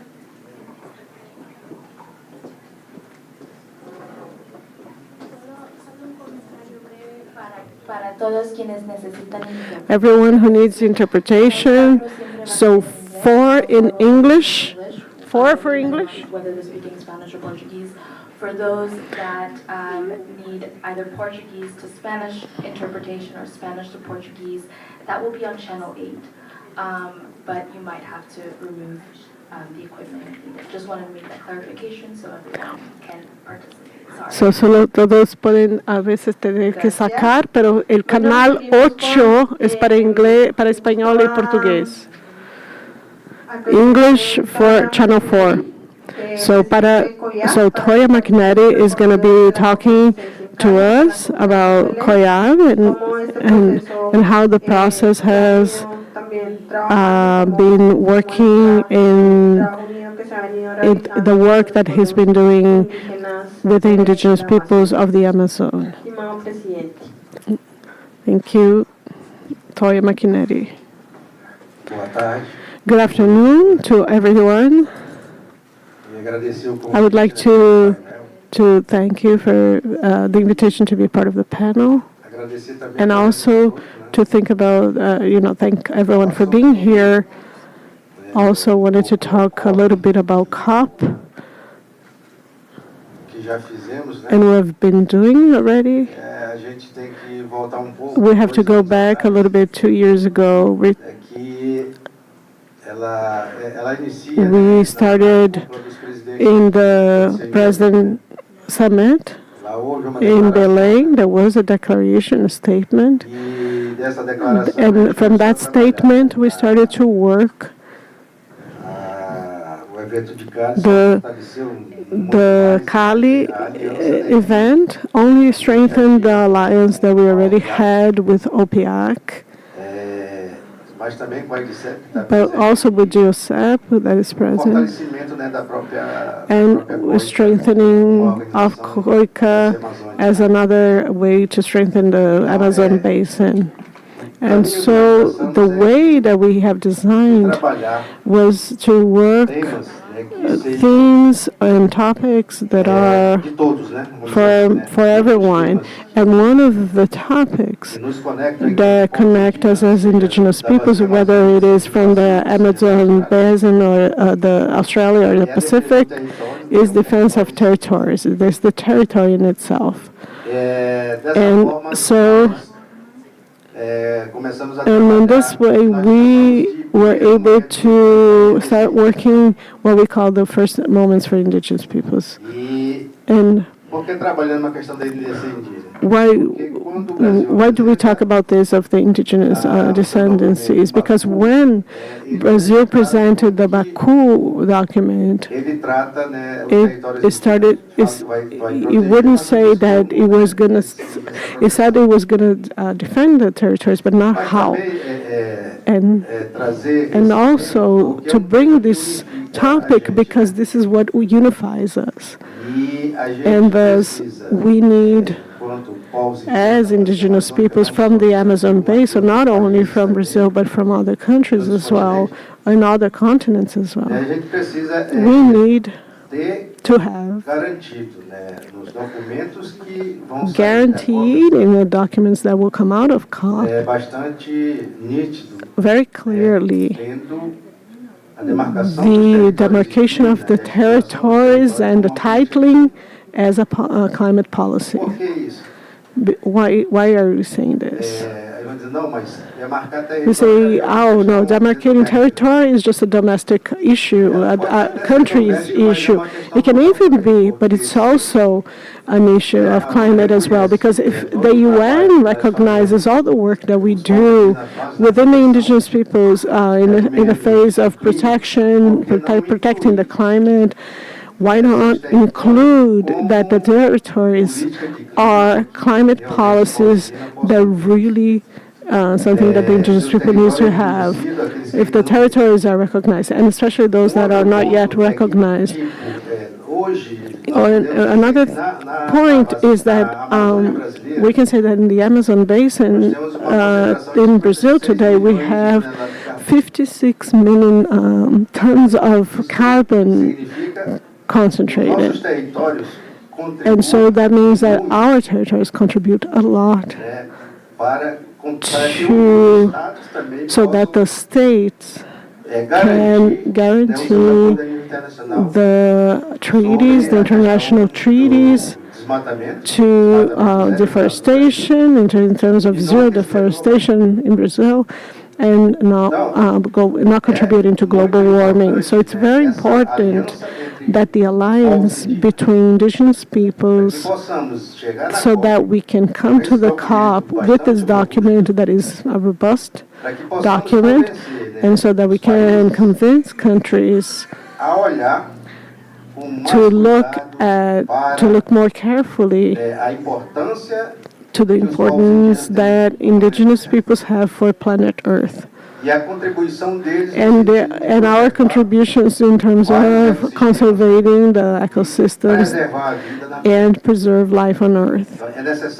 So it's necessary that states start to look more carefully, with more care to us, and so that we indigenous peoples can be the more united. We can strengthen our organizations more, and we can recognize even more what's happening in other countries, so that together we can defend in a more tranquil manner. So we have to get to COP united. We have to get to COP in a very clear way, with a very clear document stating what we want as indigenous peoples. And so there's another moment that is the document that we have been building, which is the participation of our partners, whether with resources, financing, or just ideas, because we do have to convince the people who hold power, the governments, the private sector.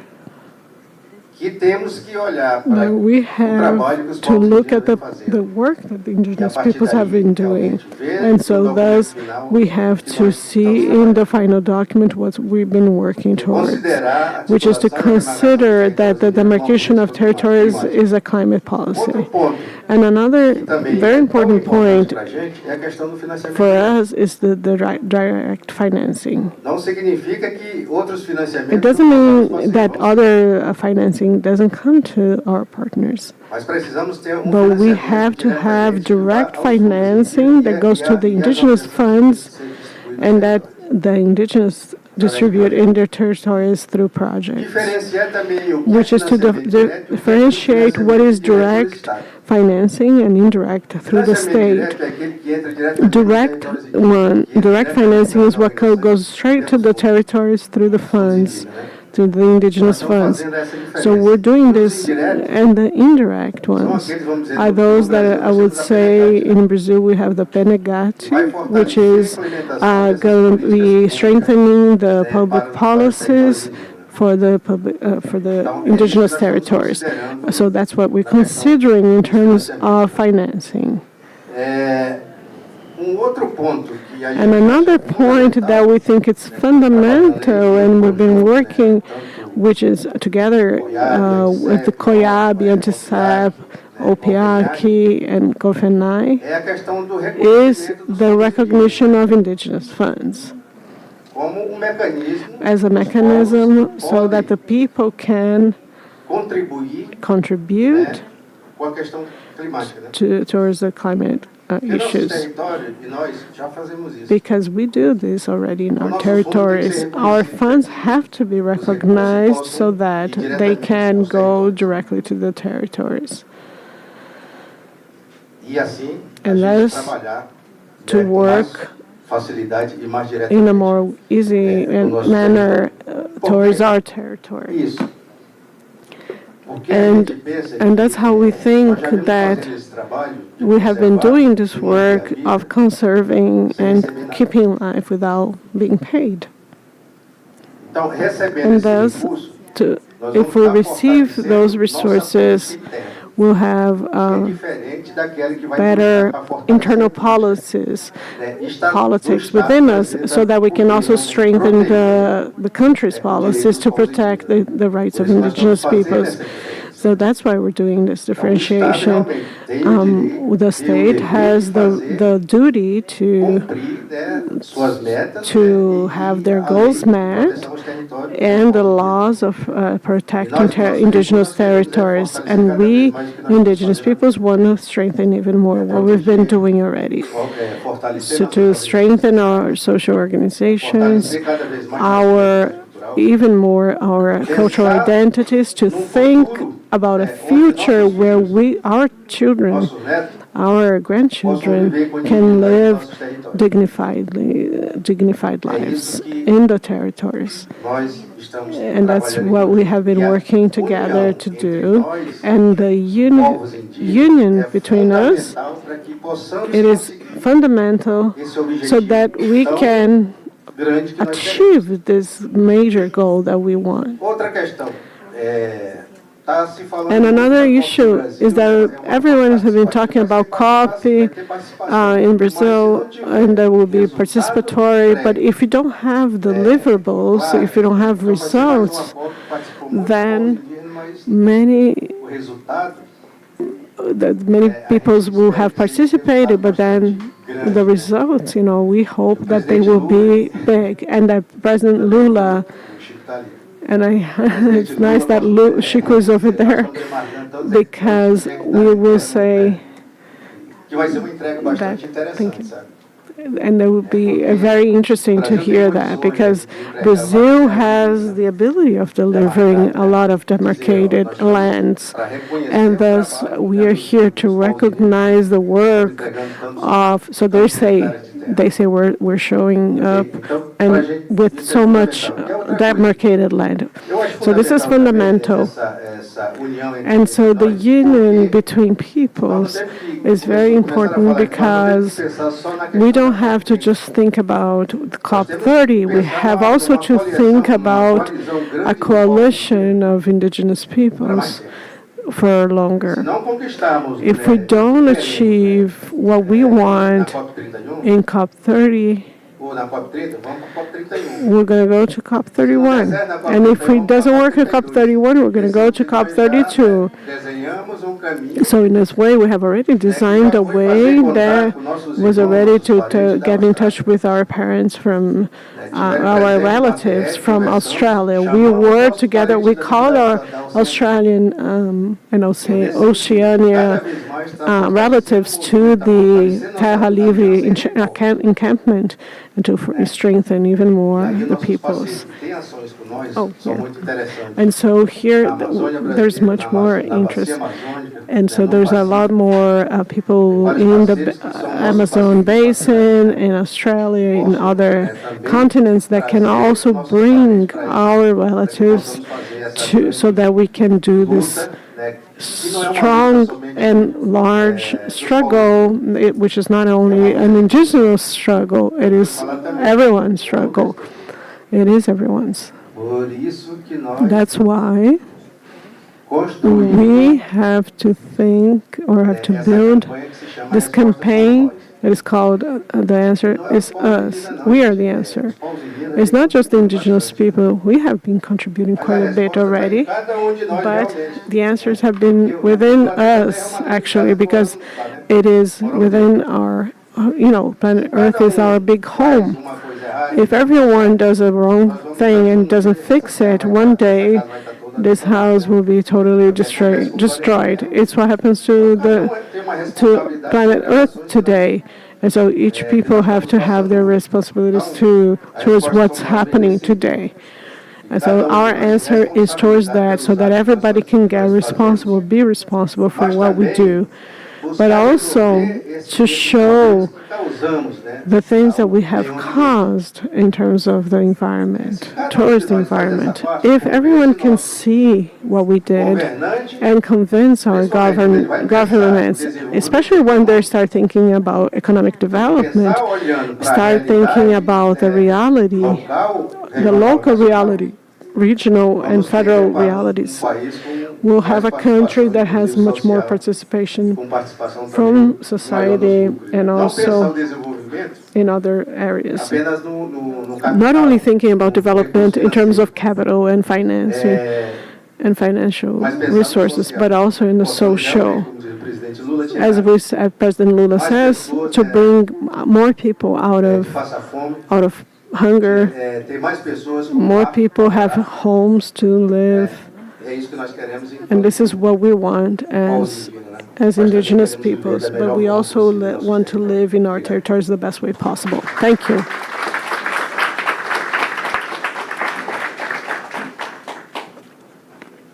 Muchas gracias, Presidente Toya. En su exposición, Thank you, President Toya.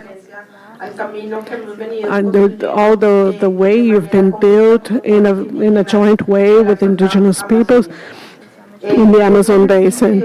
And so in this exercise, I also would like to think that it is also important to realize all of the way that we've been following has been a joint exercise with the Amazon basin.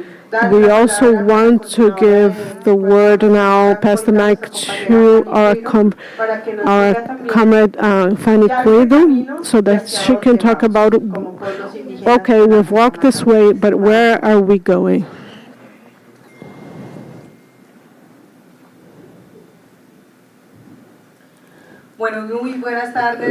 Good afternoon, everyone who are present here. Thank you, President, and thank you, Senea and Jorge, the owners of these kingdoms, and our comrades from the Amazon basin, and everyone who is present. So our president of COIABI, the answer is ourselves. So it is ourselves. but we haven't always have had voices. We had other people have intervened, have intermediated, and now it's time for us that the people from the base say that we are the answer and we are here. And so this is what's happening in the COICA, is because there is a principle, indigenous principles, that said they sent from the skies. And this is what we're saying. This is the mandate of our base, the base of the COICA, with the allies, not with patrons or bosses. Today we're talking about strategic alliance so that we can get to those dreams that the base dreams. What do they dream? Is that the president is here, that we have territorial demarcation, financing, the protection of peoples, and other very important points that organizations have worked towards and have built, because who more than themselves know what happens in the territories. And as COICA, we take and elevate the voices, because this is also our mandate. And so that this COP30 will be the COP of following what they promise. It's enough promises and so many promises, and meanwhile the governments allow everything to pass as written documents to the airs, to the wind, and the situation in the Amazon gets much graver. The Amazon is risking its extinction, as we call it. The scientists have also said it's not just us. And so we have worked, we will work, and all of the proposals that our bases have worked on, which is the reality of what's happening in the Amazon and what people in the Amazon want. All the peoples that have never had a voice. And so also we have the spaces that we'll have in a conference in the 1st to 4th of October in Brasilia, where the voices will get united with other united voices from the territories, and will strengthen our proposals that will bring to the negotiation tables and to other spaces where we'll participate. And in a good time, our bases have woken up. The COICA, including the organizations that are affiliated to us. So we will walk firmly towards the COP, because generally there's a lot of expectation, and we hope that they don't just expect. We hope that there will be governments such as Petro's and Lula's governments that have been opened the doors to the indigenous peoples. This is a great opportunity that we have here, so that we can be felt, and that our proposals and our dreams can be reality. They come to be reality. And so we need allies. We need allies who also help us to include these proposals and these dreams, to do lobbying within their governments, with their governments as well, because this is not just what we worry about, but we worry that the governments know how are the things that they want, and they just promise. But there are many dreams that should be realities. And so there are many. So I hope that you can also accompany us from 1st or 4th to 4th of November or October in Brasilia. And Toya is here, and our presidents have given space to the base, people who have never been part of the discussion. They have been giving them the word, the space, the microphone, so that they can also build together what we have built. And so we've been building together as the biggest organization of the world, COICA, which is the largest indigenous organization in the world. We'll be together with their allies, with our bases and our base, and everyone is welcome if they want to work with indigenous peoples, respecting as allies. Thank you.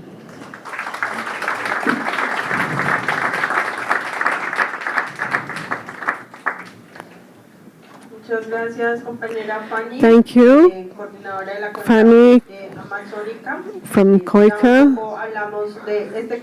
And this is the way that we have walked through also shows us where we're going to go as indigenous peoples. And so now I want to pass the mic to Jorge Perez, with the president of the organization in Peru, that talks about the agreements in the Amazon and what is also towards the way to the COP the agreements have been made. Thank you, comrades. Good afternoon to everyone. Thank you for the invitation from the organizers and the brothers and sisters that are here on my table, and a sister from COICA, and our many friends who are here that we know.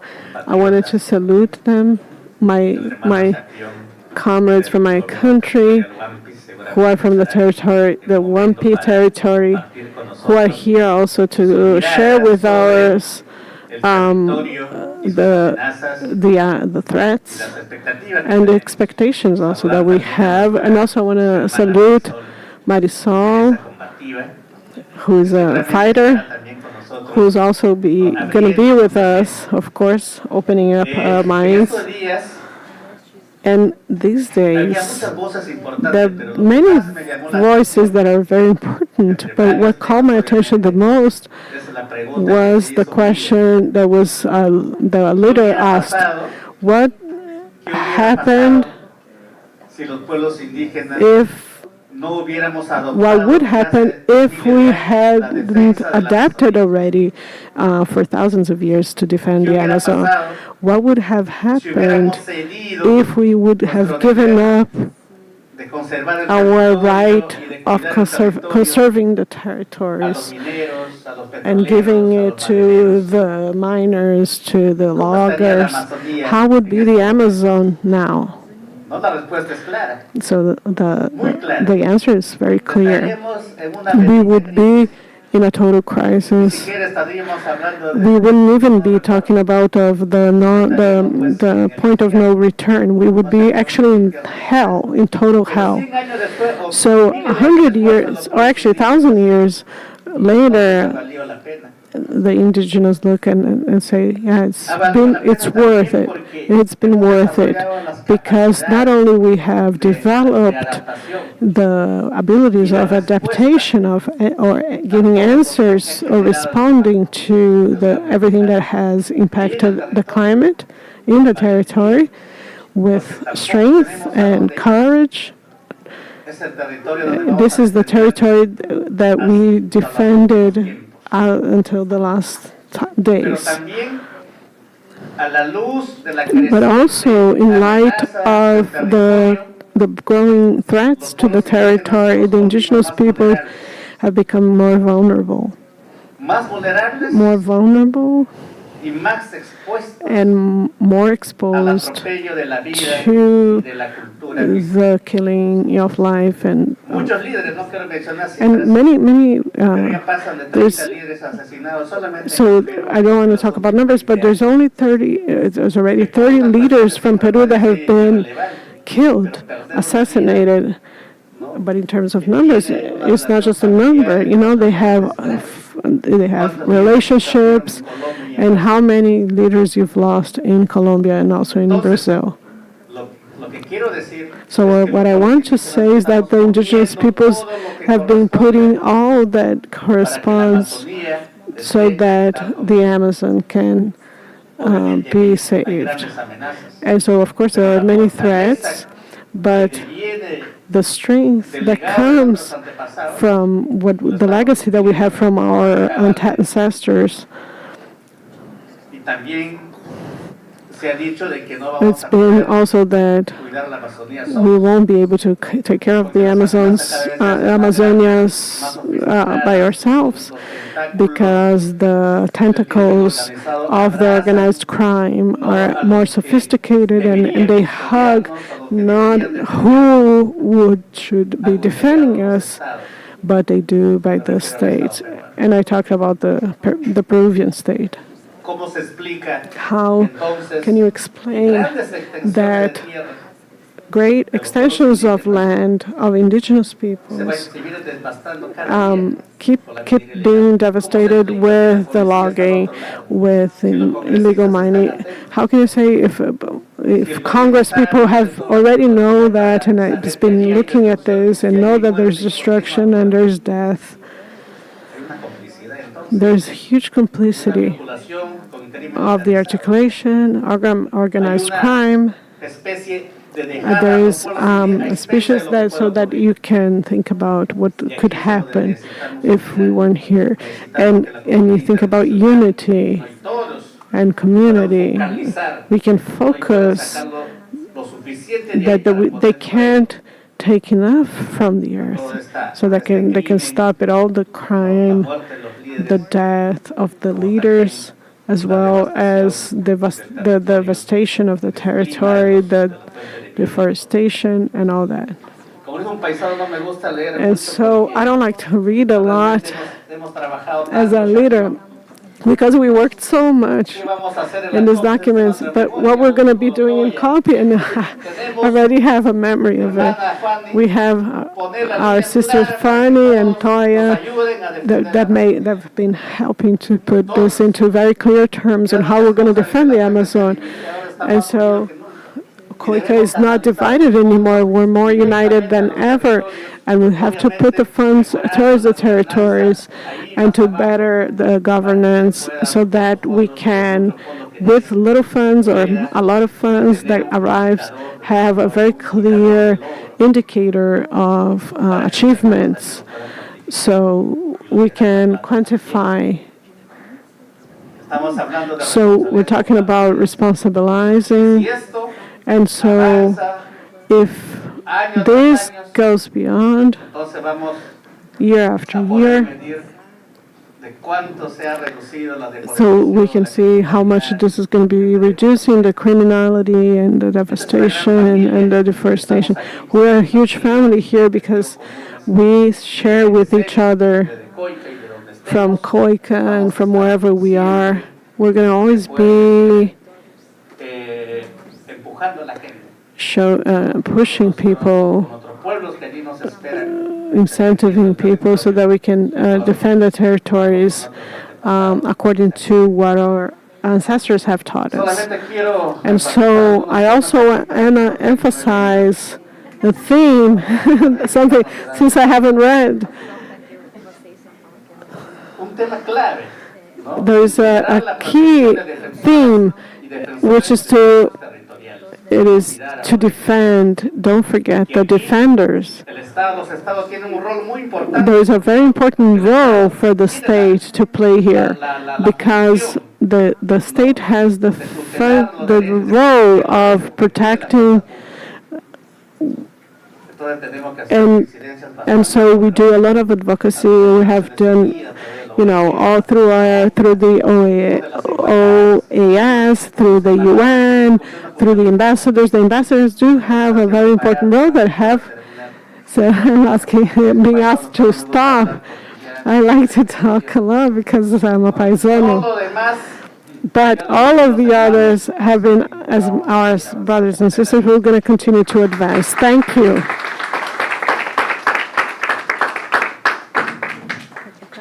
Gracias, presidente Jorge. Lastimosamente, nosotros hablamos mucho, ¿no? Entonces, pero nos toca medirnos en el tiempo.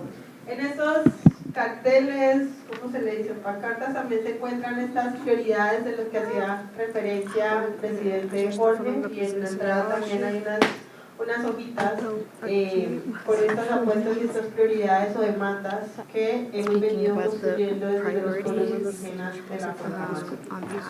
Entonces invitamos ahora a Lueni Caripuna de COIA, que nos hablará sobre el caso del bloque 59 y la propuesta de reconocer las áreas de particular importancia and the articulation of biodiversity in indigenous territories, and also the dynamics of extractivist policies.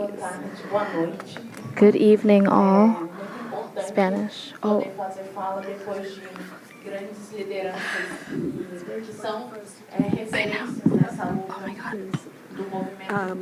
To be here in front of you talking about this indigenous leadership and to talk about the Amazon to be a zone of exclusion. It is also an important step that we have to have in the copy. So everyone who talked before me, we are tired of hearing about the Paris Agreement, the Kyoto Agreement, all kinds of different agreements, but we've never had these agreements really actually being concretized in practice. We don't want in copy or the next ones more promises and agreements. We want concrete action. We want direct financing. We want our territories to be actually protected as they have already been recognized scientifically. And so to talk about 59 block, which is unfortunately yesterday, 3 p.m., we heard that, we got the news that the evaluation of the 59 block was pre-operation, was approved by Petrobras. And so it was a very sad day for me, because when they talk about block 59, when they talk about the 150-kilometer from the spring of the Amazon River, and they show that this is very far from the reality of the indigenous territories of indigenous peoples. And so they take us away. They don't take us away from the zone, the danger zone. My territory is in the extreme north of Brazil, right next to French Guiana, where my territory is right next to the ocean. And this worries us because APO, which is the pre-operational evaluation, is that it doesn't take into consideration people who live there. If we think about all the documents, and if you take all the documents of IBAMA and all the maps, will be as if indigenous peoples weren't there in their territory, as if we weren't part of the influence zone of that territory. And so we're talking about not only about the 59 block, but we're also talking about the equatorial area that is from Rio Grande do Norte in the northeast of Brazil to Amapá in the Amazon. And so it is almost like the new pré-sal, the new source of newfound oil, and that we need to exploit the equatorial margin so that we can do a just transition, energy transition. We don't need more territory. We already have the IPCC just saying that the fossil fuels is what brings more fossil fuels, more gas into the atmosphere. So green gas. And so why, when they talk about oceans, they think, oh, so good, because there's no forest, it's not inside the Amazon, it's distant. But we're talking about the lives of people that are totally linked to that territory. And so if you think about my people, to survive and resist, they had to sail the entire coast of Amapá. So ocean is part of my people, because we had to we had to sell the territories so we could survive, to have the territories that we have today. So more than once, we must say that the government that held the hands of an indigenous person to go up the ramp to take power, it is again disrespecting our. So our lives are beyond, above the main value, which is to survive. We are below of national sovereignty. Life is below sovereignty because the speech that we've been hearing is that, oh, it's important because national sovereignty needs to prevail. We need this.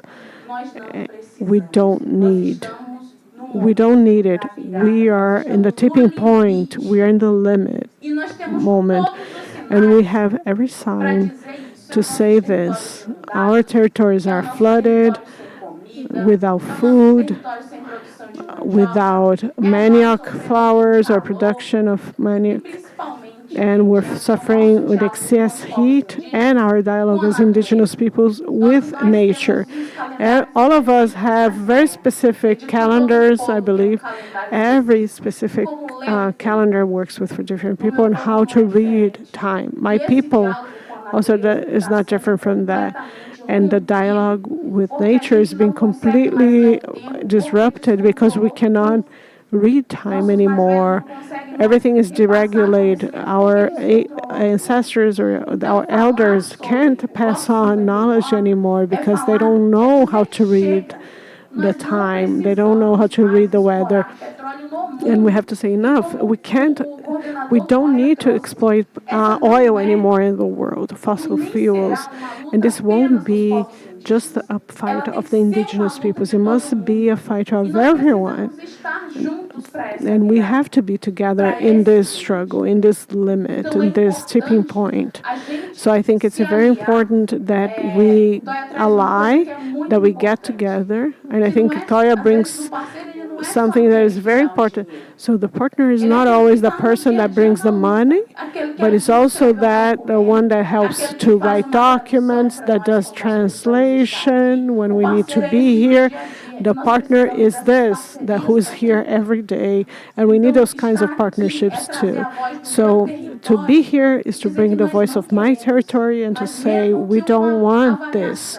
We don't want, but even though pre-operational evaluation comes out, we won't give up. We will respond the measures to the way they deserve, because IBAMA should be protecting, it's an organ that should be protecting the nature and the environment and the indigenous peoples, but the evaluations that have been presented are failures because they don't show any plan, the contingency plan for the people who are there.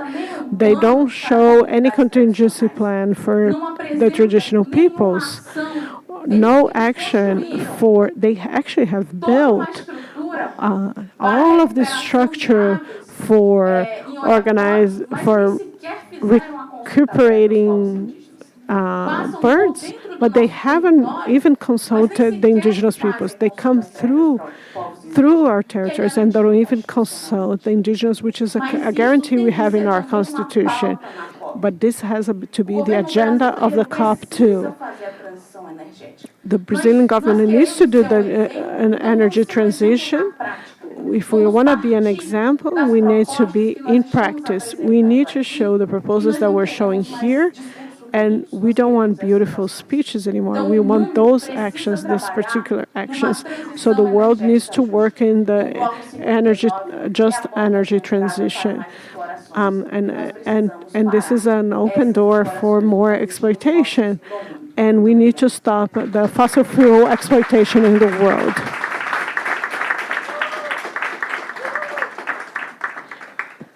Muchísimas gracias, Doña. Digamos que estas cosas que pasan en los territorios y que también queremos dar a conocer. So these things that happen in the territory, we want to give more than words. So we can change the situation. So the things that situation happens in Brazil happens in other spaces in the Amazon basin. Because this is just one example that she's giving. It's a real example but it is happening. And what we're going to do in reference to this. So thank you for listening to us, to them actually. But before we go to the next panel, I would like to ask you if you have any questions, if you have quick questions or observations or comments or anything under 1 minute, we'll open this space so that you can also intervene and we can be part of this exercise with us.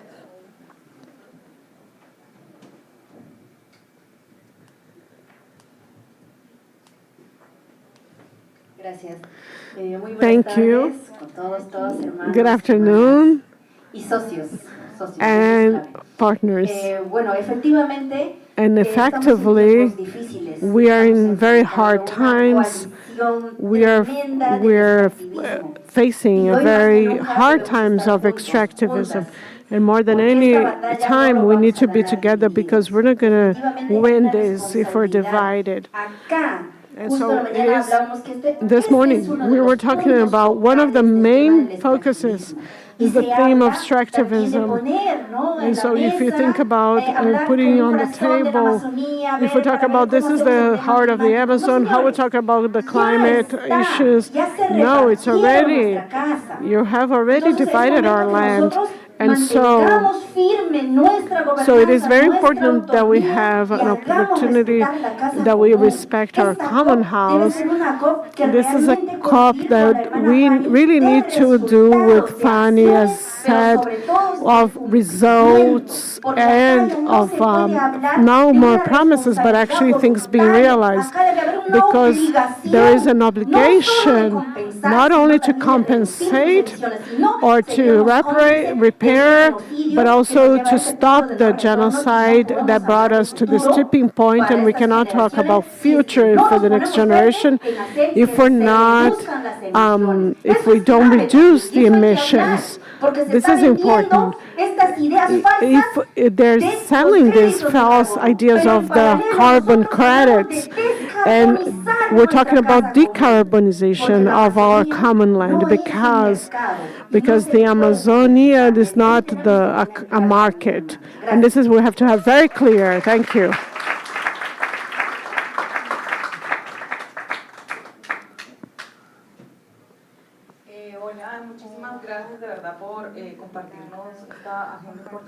Thank you for this. It's very important what you shared here. And I think I have a question which is related to the points that we brought up. Which points that have been established have the ability to change something in the COP, and which points that you brought that could be something extra, sorry, couldn't hear her.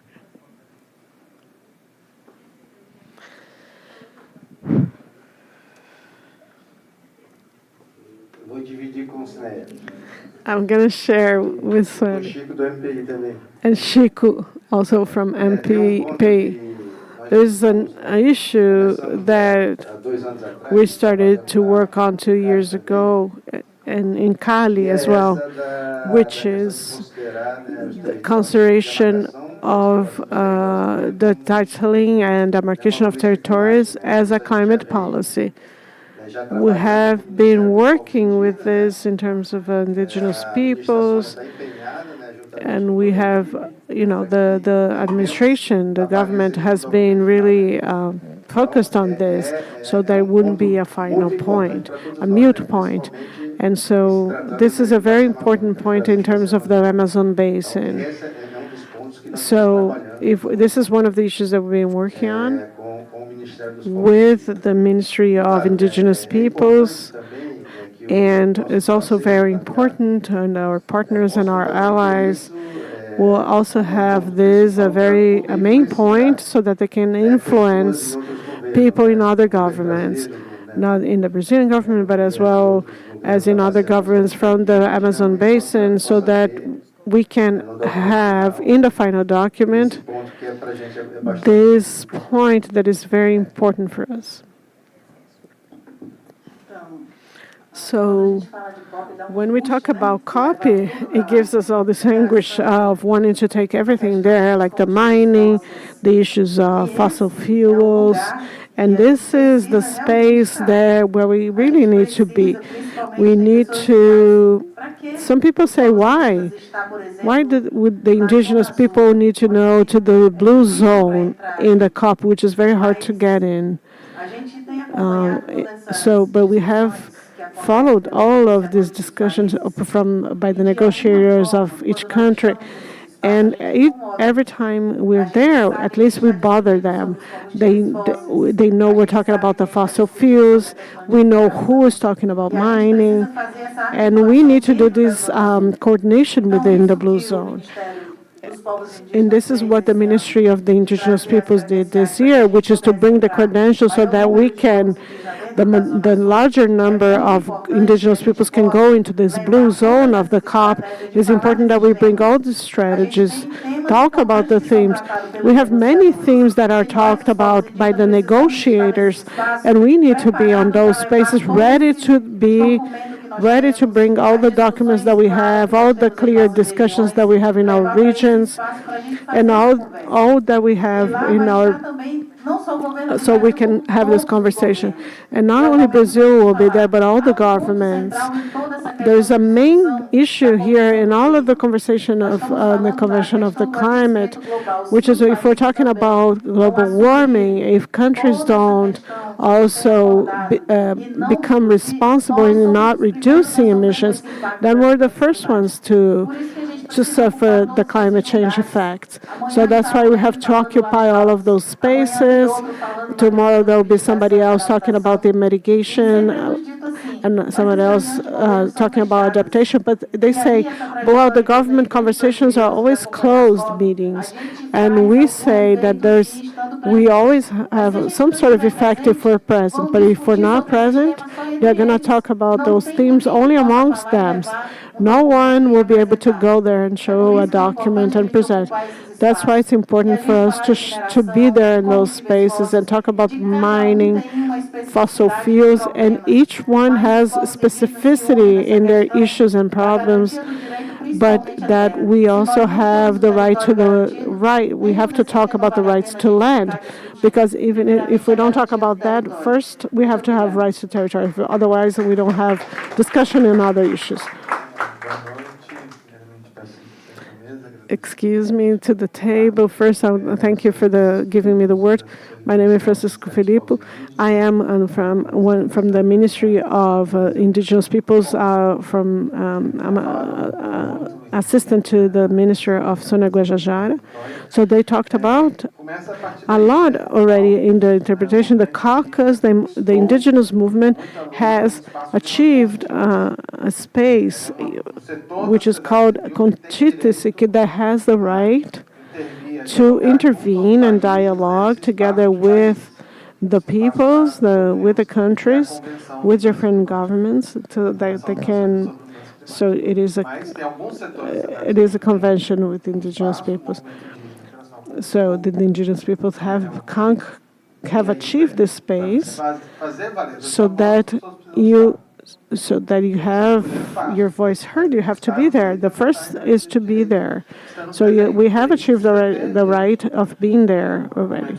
So when you come, of course, as the qualified arguments, as the ones you're bringing here, so that you can have space with the presidency. The presidency of COP30 has been dialoguing to hear the demands in the group of organizations, but it's still the dialogue with the presidency of the COP. But COP is 190 countries, sometimes left, some left, maybe, including here, the one that we are, the country where we are has left the COP, and maybe they'll bring others out.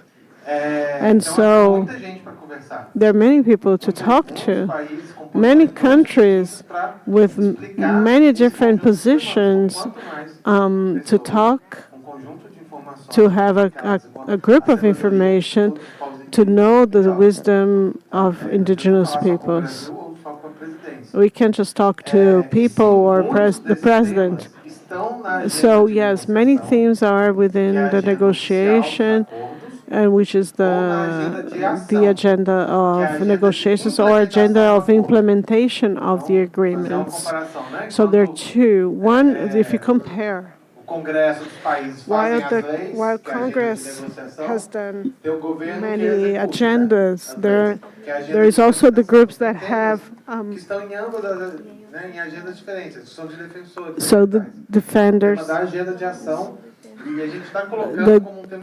So if you think about the priority themes, financing is also in the agenda, negotiation agenda, and so that it can be implemented with a perspective of direct financing. But you have to be there. You have to be contributing. So the protection of indigenous territories is also in the agenda of adaptation. So they have indicators to measure the quality of indigenous projects as far as being part of that. And also there is also in the agenda of mitigation, because with the group of mitigation, we have been following every day, at least, with the coordination of the group, we have already indicating the recognition of indigenous territories as a protector of the carbon, And as we have the document as a proposal, then the countries will have to vote. This is the time that you have to go after each country for voting. So you have to go after 190, because if one votes against it, then it's out. But if some, and you can also propose adjustments. So, for example, Brazil is already proposing other alternative texts, which is somebody who coordinates the group, so that other 190. So we'll also need the indigenous peoples and movement to contribute there. We'll have a lot to do in this blue zone of the COP. We have guaranteed that we have the largest representation of history, and that many people are credentialed already, and so we can dialogue with many other countries so they can indigenous representatives from their countries. We also need that. So we need your support to know, if you know who to talk to, then we want to talk. Everyone is welcome in the COP. We're opening up the village, the COP village, that can hold 3,000 people. There will be many different things happening beyond the COP. There will be the marches, the activities, and so we want a lot of people to be there so you can make a difference. Thank you very much. With this panel, we have been seeing how the indigenous peoples have built a common agenda and the defense and zone. We're going to have a break, a 5-minute break, to go to the next panel about financing.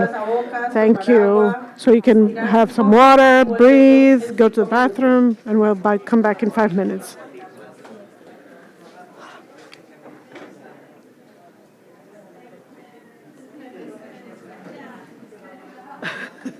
This is going to be crazy. So let's actually just check what language is the next one is going to talk, so we can plan a little bit. Yeah. Oh my God. Every time I interpret, I feel like I can't talk to people after, because I'm like a vessel for the presenter, and I feel like a vessel for the audience. It's hard to do it with no break. Right, so this one, right? So let's see who's speaking.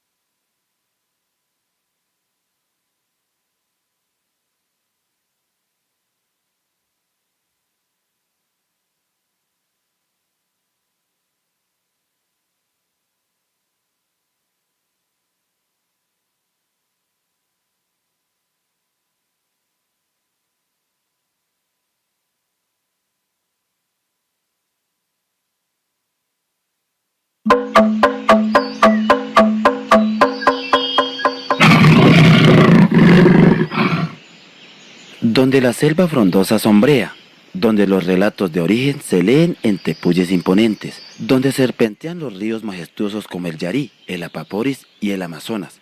Ahí fluye la vida para nutrir los territorios. Los pueblos indígenas amazónicos somos guardianes milenarios de la Gran Maloca, selva amazónica, un territorio de más de 27 millones de hectáreas, fuente de vida, oxígeno, agua y una gran diversidad biológica. La Amazonía comprende un 40% de Colombia, un territorio que hoy está en riesgo de factores como el narcotráfico, la minería, las petroleras, la expansión agrícola, ganadera y la deforestación, actividades que destruyen la naturaleza, vulneran nuestros derechos y nuestra integridad como pueblos indígenas. La Organización Nacional de los Pueblos Indígenas de la Amazonía Colombiana, OPIAC, representa a 64 pueblos portadores de sistema de conocimiento que son clave para proteger la Amazonía, regular el clima y preservar la diversidad cultural y biológica. Yo defiendo la Amazonía viva. Defendamos la Amazonía viva. Defender la Amazonía es defender la vida.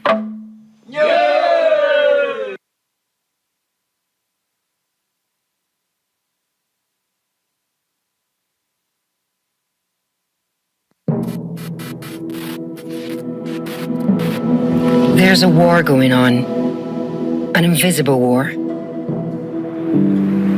And we're all part of it. It's in the products we buy and in the food we eat. It's behind our shiny screens late at night. It is in every news image from around the world, where fires, floods, droughts, and hurricanes storm up the land. The forces powering this war have been shape-shifting for decades, deceiving us in believing that everything was fine. The war on nature is the ultimate war. There are no neutral sides. There are no sidelines. There is no time left. But I'm here to tell you that a last stand is being formed. Of the people, for the people, and every living being. Their world ended 500 years ago. And yet, here they stand, willing to protect what is common to everyone. This is a final call to declare peace with nature and war against the fossil fuel complex, against everything that destroys life. This is the uprising of the sky. It has to start somewhere. It has to start sometime. What better place than here? And what better time than now? Defend each other. Love each other. Hold the sky.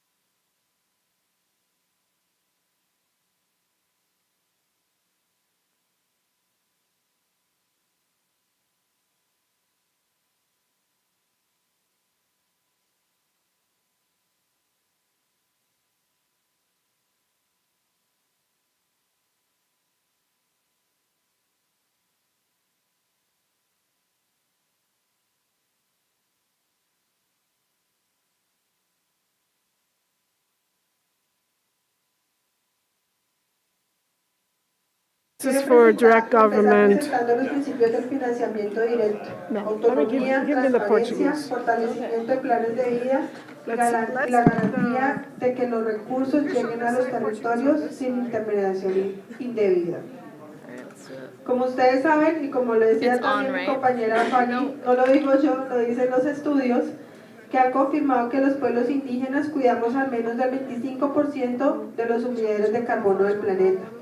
Solo en la Amazonía, los bosques indígenas capturan 340 millones de toneladas de CO2 al año, lo mismo que emite todo el Reino Unido. Sin embargo, todavía no However, we still don't receive proportional financing. This constitutes a climate injustice.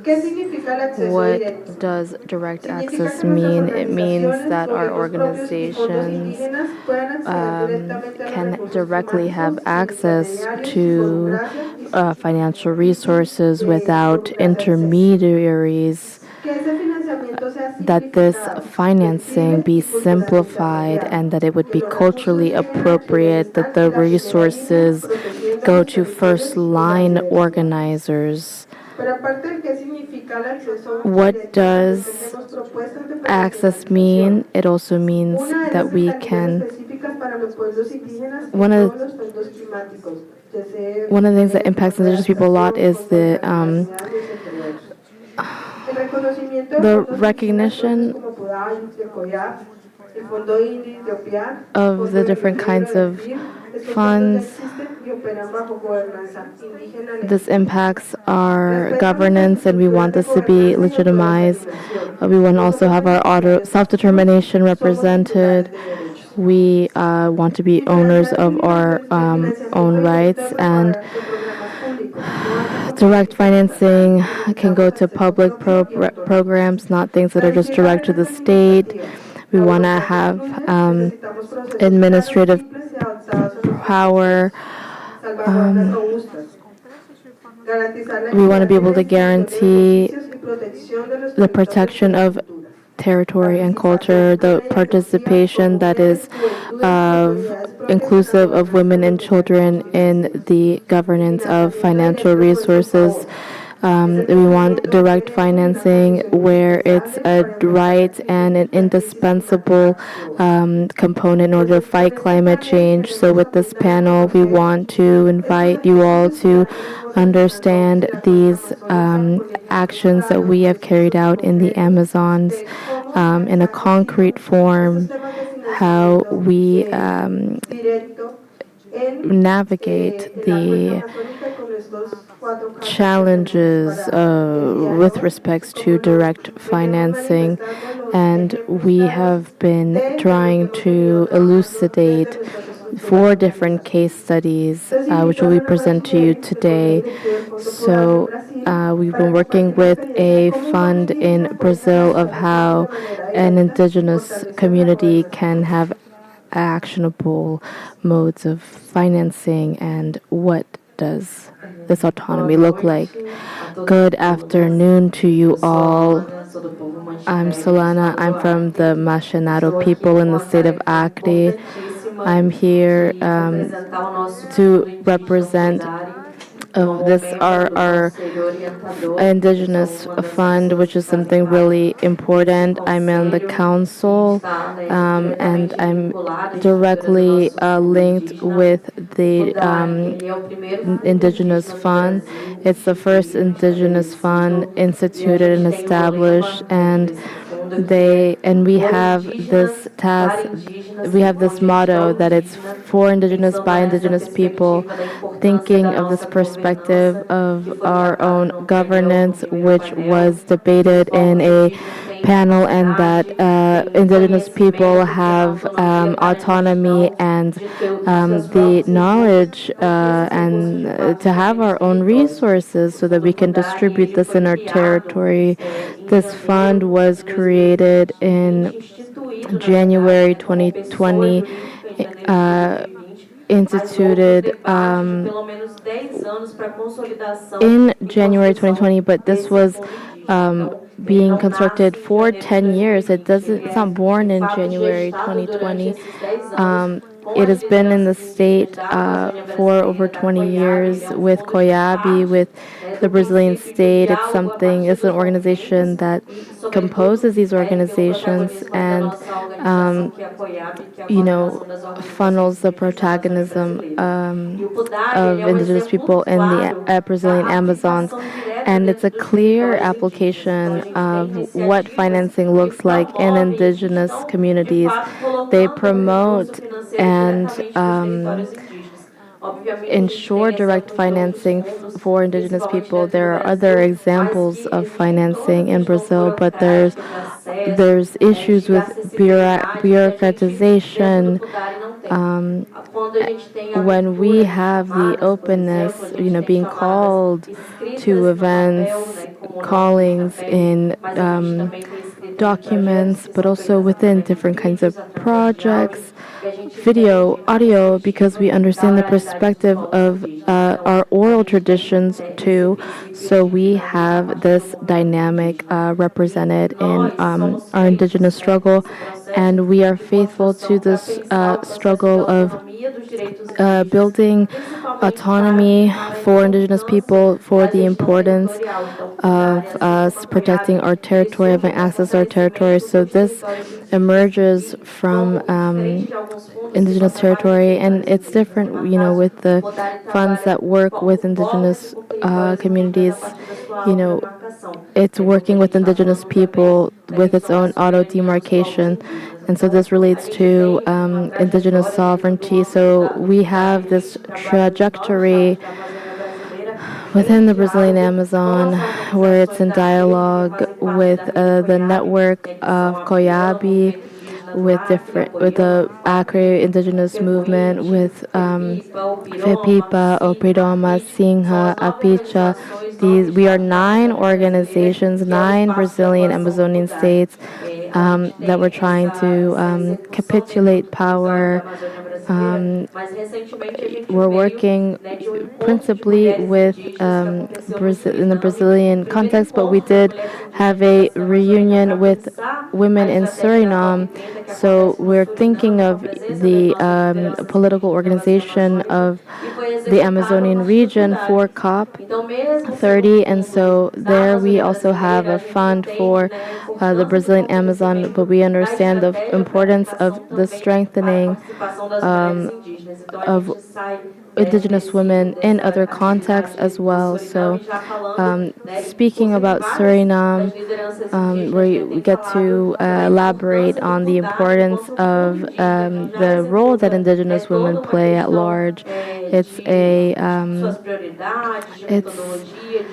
related to the methodology, the pedagogy, and this exchange of experiences. And so we had one executive that was here with us who had to leave for other agendas, but we were talking about this application. Just in 2023, we had an application 3 million reais in 2023. So from 2020 to we had this understanding of our strategic base, our pedagogical understanding, and our overall understanding of the challenges in front of us. And so 2023 we were get this money. In 2024 this jumped. We went from 3 million to 9 million reais. And this is structured due to indigenous struggle with the money that we've been able to have through indigenous women. We also have the UNIABI, it's the Union of Indigenous Women in the Brazilian Amazon. In this space, we get to work together with UNIABI. UNIABI sat with indigenous women to establish the criteria for the first call for the organization of indigenous women. They built this together, so that's what makes our indigenous funds different from others. So for example, they had worked on carrying out a march of indigenous women. It's the development of our presentation for COP30. We want this to be a participatory process a process that is fomented on constructing something, and that's what this initiative, which has been worked on extensively, that aims to reflect the indigenous movement, social movements. It's a community fund that's composed of not just indigenous funds, but also, for example, with quilombolas, which are Afro-Indigenous communities in Brazil, and other marginalized communities, because we understand that in the framework of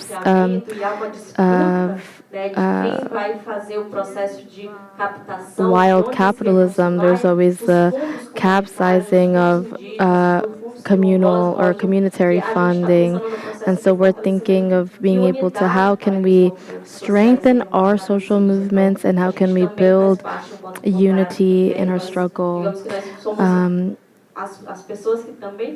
We're the people that are also, extending the invitation with these communitary funds, with these indigenous funds, the Quilombola funds, and they are all part of this process. Within the organization, we have the possibility of having dialogues with our grassroots movements, establishing links with other organizations, indigenous organizations, and also having an executive branch where we have the presentation of different states and giving playing a role in the collective building process. And so within the fiscal council, for example, which is also part of the executive part of CONIBI, and they work with the PB, and so it does have a judicial characteristic as an individual characteristic, but it's always in having different dialogues with other indigenous organizations. So we have as an objective the need to represent the reality of indigenous people through this polemic, relating to territory. Recently, we made a call to action for indigenous science, where we are awarding the kinds of research carried out in our territory, what is considered indigenous sciences. And so there's a lot of different modes of access. And so we're giving these awards celebrating indigenous science. Us as indigenous people, we do have inquiries and we have a scientific process. So this is something that we're really excited for in the Brazilian context, and it's going to continue to potentialize. We want to continue to potentialize these initiatives, and we want to be able to present our org. Here we have a map where we're present.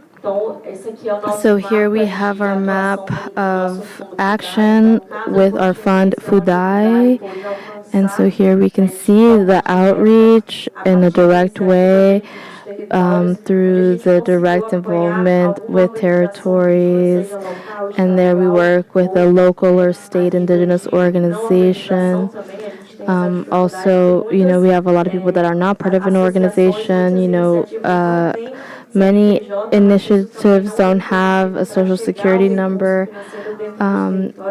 but we still try to find funding for them. So here is the map and the application. And so here we have 97 initiatives here in the modalities. We have more than 78. We also have activities in the state of Mato Grosso do Sul that were there to strengthen the territories of the Chavantes people. So that's our work that we carry out in 9 states, and that's a bit how our Indigenous Fund works, and we're always trying to strengthen this so that financing can go direct to the territories. Another initiative that works with CONIABI in other territories is an initiative that supports the strengthening of 5 indigenous territories, and we support with Coyabi, and also FUNAI, the National Fund of Indigenous People, in order to give this money directly to territories. With FUNAI, it's a financing that comes from these different organizations, and so the response is the organization, and part of the response too is that this goes to the territory, and this goes to our second point when we're talking about climate change and also the importance of this direct financing, and we're demonstrating with numbers and also our lived experiences that we have much more to continue to strengthen. And we always talk that if 80% of the biodiversity on the earth is protected by Indigenous people, why is 80% of the financing not going directly to Indigenous people so that we can continue to take care of our territory and to further fortify our territories? Thank you very much, Alana. Now we're going to talk to Alaina Conapucha, who's the coordinator for the Yasuni, which is from the Guarani people in Ecuador. She will tell us about the platform Guani Suri and how does this navigate, for example, petroleum that's found in the territory. They put into context the actual context of the Guarani people in Ecuador. We are the Waorani people, a recently contacted indigenous nation living in 87 communities across Napo, Orellana, and Pastaza in the Ecuadorian Amazon. Together with our Tagaeri and Taromenane relatives who live in voluntary isolation, we have inhabited and protected this territory since ancestral times. Our ancestral land spans 2 million hectares of Amazon rainforest in the heart of Yasuni, one of the most biodiverse places on Earth, and also one of the most threatened. Today, our territory is divided into 13 oil blocks, including Block 43, located inside Yasuni National Park. This block should have been closed more than 2 years ago, following the decision of the Ecuadorian people in a national referendum to keep the oil in the ground.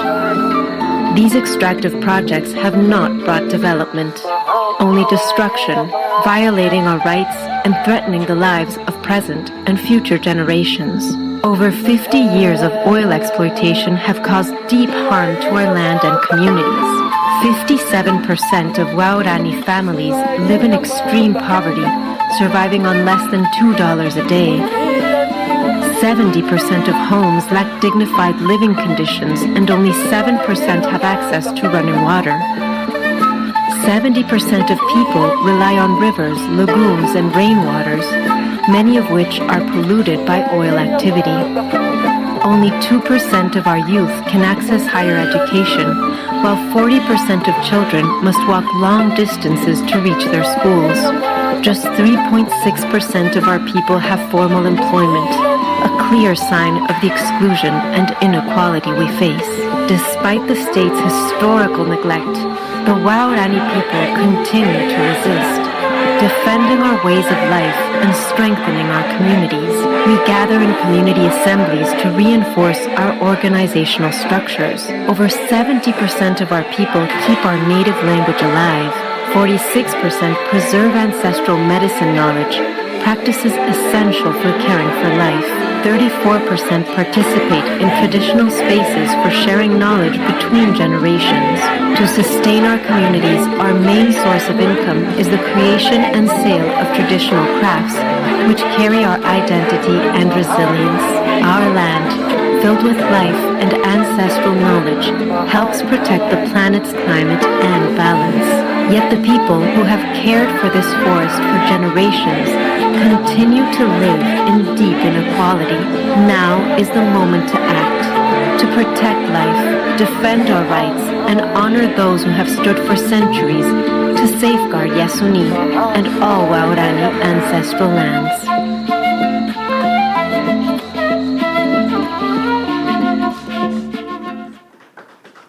We are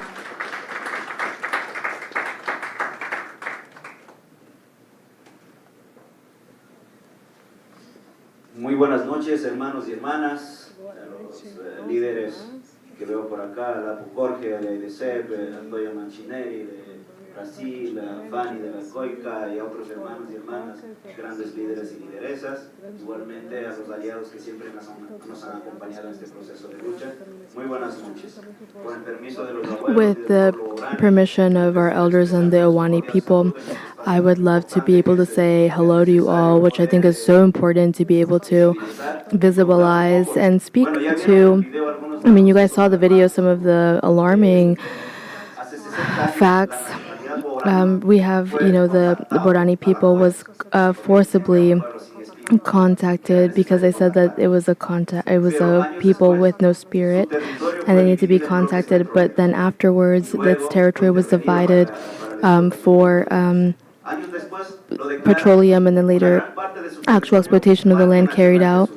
And then later there was the creation of a national park, Soli, and all of this was never done with the consultation of the actual people that live there. In 2023, something historic happens in Ecuador. The national constitution approves the importance of the need, the law to actually consult the Ecuadorian people, because this was in relation to the exploitation of petroleum. They wanted to say it was a national interest concern because they wanted to exploit the petroleum in this national reserve. The majority of the Ecuadorian people supported the Borani people so that they would not be able to extract oil from the national park. Nevertheless, there has been no reparations within the last 2 years. In August 2024, the Borani people, worried about the situation, invites all of the allies and indigenous organizations of civil society, of international organizations, to have a call to action, which happened in the city of Cuyo. The objective was to carry out a plan of action that's collective, that was not just for the Borani people, but also for the international community, to engage in a reparation process in order to also close and shut down the extraction of petroleum. There was also the need for immediate actions that were being taken out. And so what do you do when the state completely abandons you? Well, then you still need, financing. So in this moment, the Borani people launch a proposal which is called the Wayasumi Financial Plan. We know that this is a very biodiverse territory, so it's connecting the name of the territory with the people that inhabit it. It's important to mention within parentheses that when the consultation occurs, everybody thought that the Boranis were people involved in the oil industry, so they said, oh no, the Boranis, they are in the oil industry, we cannot support them in them wanting to protect their territory. And the Boranis said, no, we want to defend the Yasuni. And then the oil industry in the state said, oh no, the Borani, they're environmentalists. And so then there was this whole dilemma. Oh no, we are either oil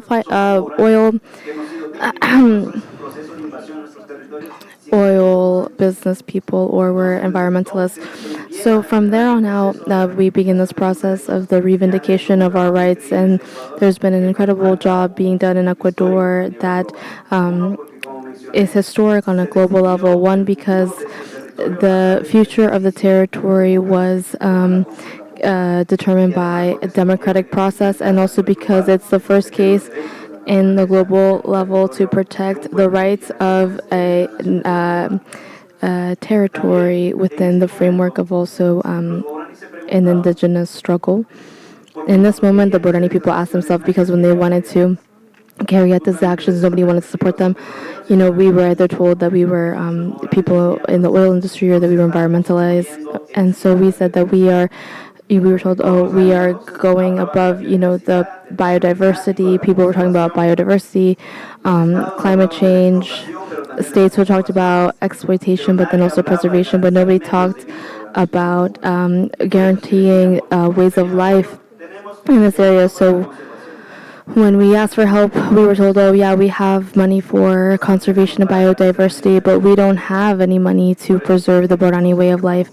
And so that's why we're also dying in the same way that like the biodiversity is dying. The data is alarming. In the census of last year, we been able to see what has occurred in the 70 years of contact. In the statistics and census of Ecuador had said that there was 5,000 Boranis. 3 years later, in the census, it showed that there was only 4,500 Boranis. That means that in 1 decade, almost 1,000 Boranis died. So what happened? Well, obviously the damage that's caused by the petroleum industry. They have contaminated us, and this is showed in the data. We see that we don't have access to basic services or resources. And there's also a high level of suicide in this region because they find themselves in this scenario, and we ask ourselves, who are we? We used to be a community that had no contact, but now we're being exploited. We're facing a lot of discrimination. We're being excluded. We're being excluded by the own state. It means that our young people are in this alarming context, and with all of these challenges where the platform is being launched, as Alana and Jeannie commented, there are some important objectives that this has to be autonomous, that this needs to be honoring self-determination, and that the designs of the projects need to be constructed from the grassroots movements, because the Amazon doesn't have financing. The majority of the projects have been carried out through allied organizations and governments. And some people say that the Amazon is a cemetery of projects because the desired outcomes are never actually carried out. But it's because the projects are carried out in the offices. They're not actually carried out with the people that are there. So communities are not actually empowered. So since from the design, from zero, and from there you have to have an executive secretary that will coordinate this process for the governance of the assembly, which has the maximum authority, and is also a group of allies that will be able to engage in transparency, and also to ensure that the actual money goes to what is needed. I think Alana also mentioned some other important data points. It says that the best interpreted natural territories are conserved by indigenous people. And it's not that we're saying to indigenous people that, oh, we just want money, money, money. We're demanding, because we're also demanding justice, because there has been money for this, money for indigenous people to mitigate, to protect, to defend. But they have not been invested in the appropriate way. So without the participation and the decision-making process of actual indigenous people, because you see allies in the moon, in the world, they have to change their mentality. We have to respond to communities. We have to respond to territory, because we have to see the consequences, the stealing of our land. We look in the UK, they say, oh, indigenous people are not allies. They are our they are our donors, because they're donating their territory with their lives. And so these funds become a path for reciprocity, for all of the work that indigenous people are doing. 4,000 Bodenis protecting 12,000 kilometers of land, in spite of all of the pressures from petroleum industry, mining. We have a web page that you guys can look at, because I know we're short on time, and one of the central themes is on public health, and there's a platform to respond immediately, because the theme, as we talked about, for example, suicide, the death of our elders, illnesses, it's very severe, and to take a Borani person to the city is very complicated because of the geographic complication. That's why also we are launching a campaign to respond to this public health crisis, and we have to keep working. Indigenous people are continuously fighting while we're chatting here. Indigenous communities are fighting second by second, putting their lives at risk for the territories. So it's important for us to have solidarity with Indigenous people. There are many mechanisms, as others have mentioned, but we have reached this moment, and now we have paths in order to have a legitimate response. People have said, "Oh, there's no path. Oh, Indigenous people can't receive financing. They don't have administrative." Structures, but now we don't have an excuse because these things are there, and we have to support the struggle that they're carrying out in order to also fight climate change. Thank you very much.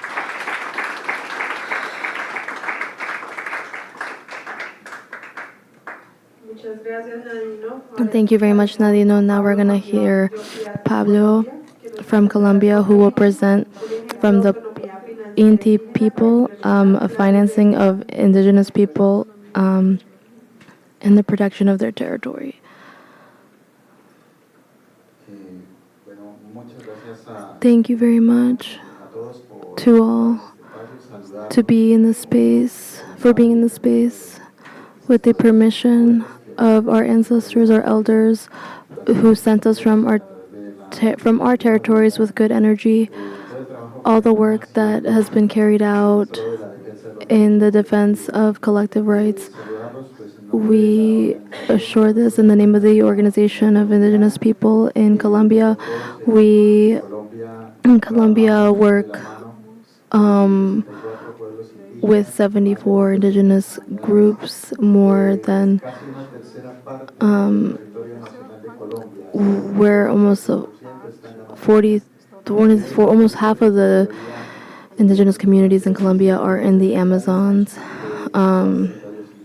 We're working with 17,000 hectares, which is indigenous land. All of the ideas postulated by the panelists, not only in this arena, but as we had said, before, we've been in many different spaces where we've had negotiations looking to achieve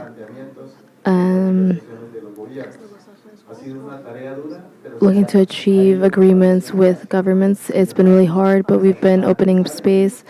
As many know, the successes of these. We know that, for example, the politics carried out by governments goes against the ways of life and the well-being of indigenous people. And we see in the world a lot of financing for climate change. There was a study that was done of where resources arrive, how do they arrive, and just 1% of this financing with climate is invested directly for indigenous people. And we are asking, well, where's the rest of the money going? And so the challenges that we have in the territory, we live it day to day. Our comrades have shown this to us, and we think, okay, what do we do now? What is to be done? How do we have the capacity to build power? Considering this, in the Amazon, in contrast with Brazil, we have begun an exercise in Colombia with COP16 regarding biodiversity in order to be prepared. We said that Amazonian people, we have to have our baskets ready in the structures and also in relation to these systems that manage external funding, because that is a necessary thing for us. We have issues that are not conjunctural, the exploitation, climate change, contamination. These are structural problems, but up until this point, the solutions have been conjunctural, they have been short-term. And so we said, many projects have died. The time that we had this financing and then it ends. So today, what are we saying? Well, if we have structural problems, then we need to have solutions that get at the root of the issue. That is what we're proposing, and we have said that there is a great opportunity to establish solutions for nature, for example, carbon, biodiversity, blue zones, amongst others. We have the creation of funds and a series of right now for COP16, COP30, we're all talking about direct financing. So we have said, oh, well, now we have to propose something ourselves because we're the ones that are working the territory to defend nature. This great question, we made it indigenous people in the Amazons of Colombia. We said, well, we can develop actions in order to contribute towards our government to be able to accomplish certain goals where promises have been made. And we said, okay, sure, why not? We can do it, and we have been doing it. As I previously stated, it has been demonstrated that indigenous communities are those who preserve the biodiversity. They are, for example, navigating issues of hydraulics and how that impacts climate change. Up until this point, it's challenging, as it was previously stated, that we want to be able to recognize the labor that has been being carried out, in this case, in the Brazilian Amazon. We, in Colombia, we took the task of being able to produce knowledge and information, because when we present this just from the oral way, because it's something that comes from our tradition, and that's something that, we realized that in a few years, we would need to create written content and also translate our content. So for that, indigenous people in Colombia, we wanted to demonstrate to the world where are the natural forests that are being protected in Colombia.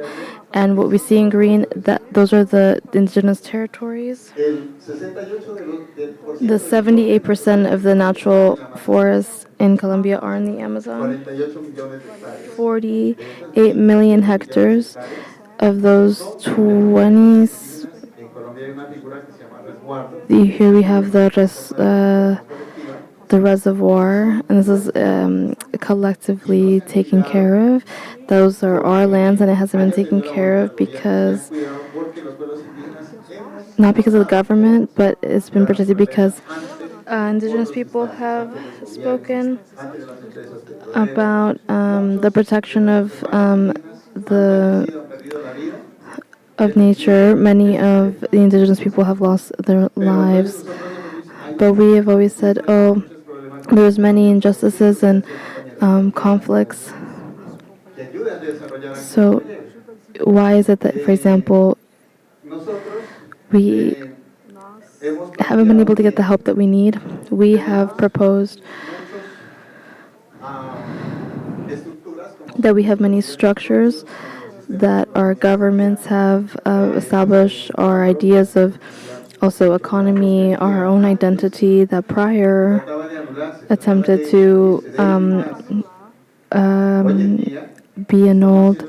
Today we are carrying out the exercise of saying we are here resisting in spite of the risks that this represents, but we are here resisting, and we can achieve that we have the mechanism to have direct administration of resources. And we want to administer the resources in a different way: the water, the forest, sacred places, flora, fauna.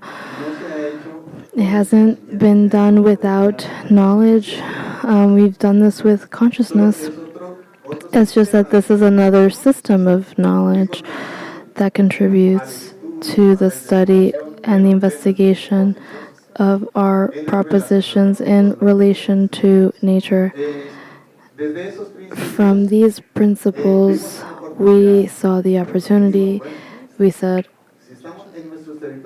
if we are in our territories, but it's not being carried out and it's not being recognized, then how can we achieve, if it's not through the mechanisms that are already established in the international fight for climate change, then how do we get funding in order to give this to people firsthand? There's a process, sometimes bureaucratic. We saw this allied bureaucratic means in order to achieve this, and sometimes we achieved it, sometimes we didn't. So in Colombia, we have 26,000 hectares. In the Constitution, we have achieved rights and normativity that recognize indigenous territories, that we are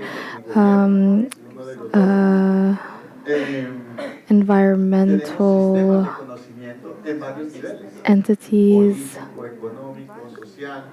We have recognition, both, social, cultural, and we said, okay, well, we need a mechanism, and so we worked under this concept of recognizing that the Indie Fund could have a strategy of looking in the world, allies, donors, philanthropists, who can also recognize our reality. How was this proposed and built? With the help of BEAT, this concept, which is a non-fungible, it's something that's digital blockchain. It can't be exchanged or changed for another. So how is this proposed that the Colombian Amazon, the 26,000 hectares, so that, here we can conserve the biodiversity and that we can also recuperate this territory? What do we look for? Do we look for this to be recognized so that this is respected, and that through these technologies in the current moment that we're in, it can be used to avoid the full seizure of our resources in order to engage in conservation measures. We don't want this to be a vision from outside, but rather something that has been integrated into our life ways, based in other tools of planning that our communities have. And we know this has to be done, but because of the lack of financing, it wasn't able to be executed. We saw this opportunity, and from there on out, this proposal was planted. The Indie Fund, the name of it is the Inga. It's an indigenous word for sun. And because our elders have shared the idea that our resources should be collective and for all. It's just that the sun covers all, energy is for all, it gives us life to all. Our spirituality is for all, and all of nature is sacred to us because it gives us life. In the same vein, we find the conceptual component of the fund. What is it? There's something technical that I will attempt to explain briefly. It's a financial mechanism that is capitalized through different avenues. One through different forms of donation, and another through these non-fungible tokens, the Indie, with the objective of safeguarding the interests of indigenous people based in our legally recognized territories in which we are all collective owners. And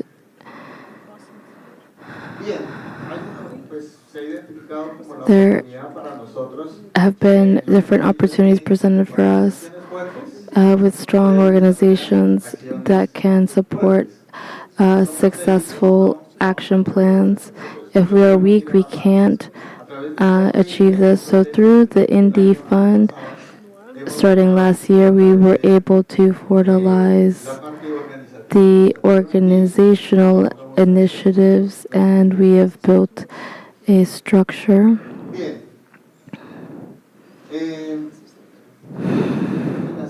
I think the next slide, please.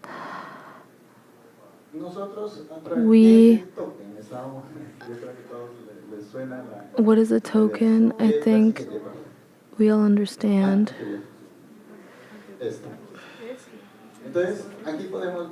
So here we can see a satellite image of a territory in the Amazon region of Colombia. It's an image from 1985 that shows to us a conserved forest. In 2010, we begin to see the expansion of deforestation, and in 2019, we see a totally deforested territory. What happens here? There have been many factors. There have been armed conflict, other factors that has been in the expansive livestock, and also the degradation of the soil. What are we proposing? We want, in the systems of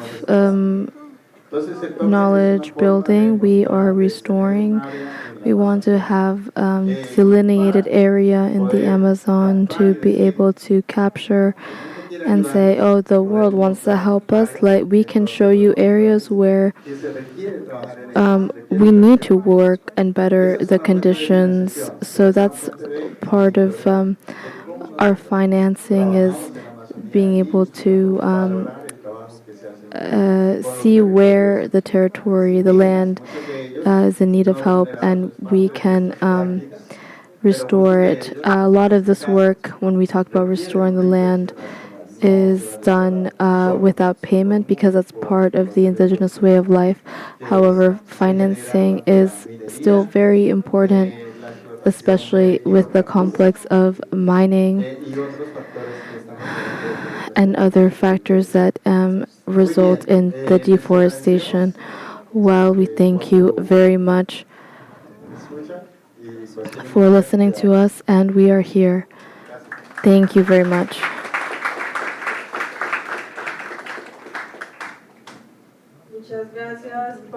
Thank you, Pablo. Now we will hear from Daria Oniwa, who's the president of the Organization of Indigenous People in the Black River. Thank you. Welcome. Olá, boa noite a todos e a todas. Eu sou Dário Aniwa, da região do Rio Negro, do estado do Amazonas, no noroeste amazônico.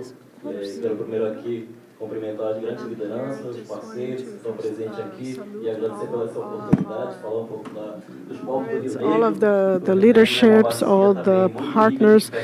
The Rio Negro is a very strong basin. It has many different languages, many different people. We have an organization called Federation of the Rio Negro peoples, and I am a president, and we have done this process since 1987.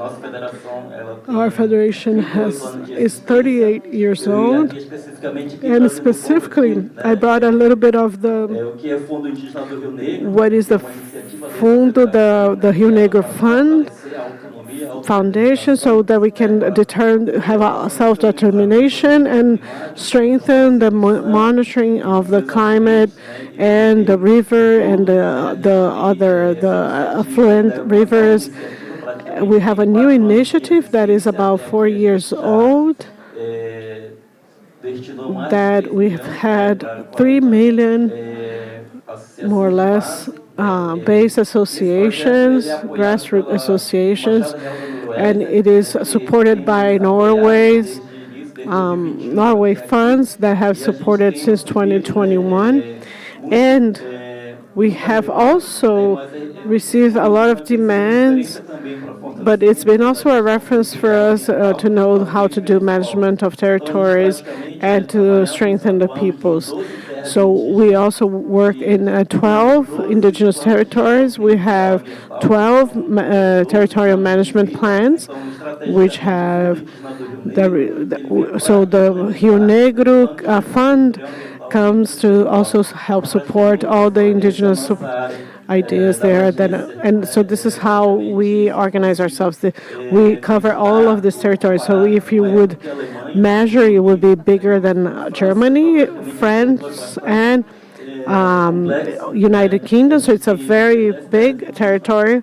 That we have 10 indigenous territories, 2 that are being demarcated right now, 13.5 million hectares, and we have about 100,000 indigenous peoples that are represented by the Federation in more than 100 organizations or indigenous organizations that are also represented.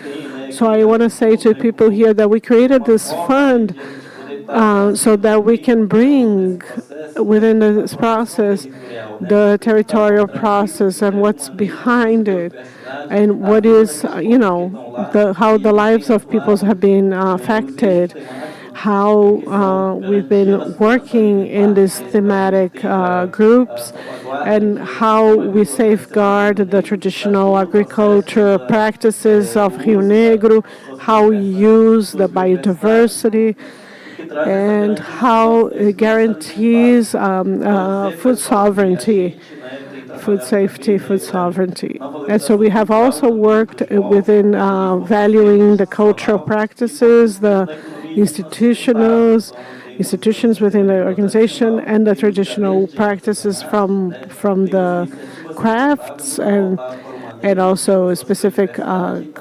biodiversity, and also the income, bringing an income level that people have been able to gather.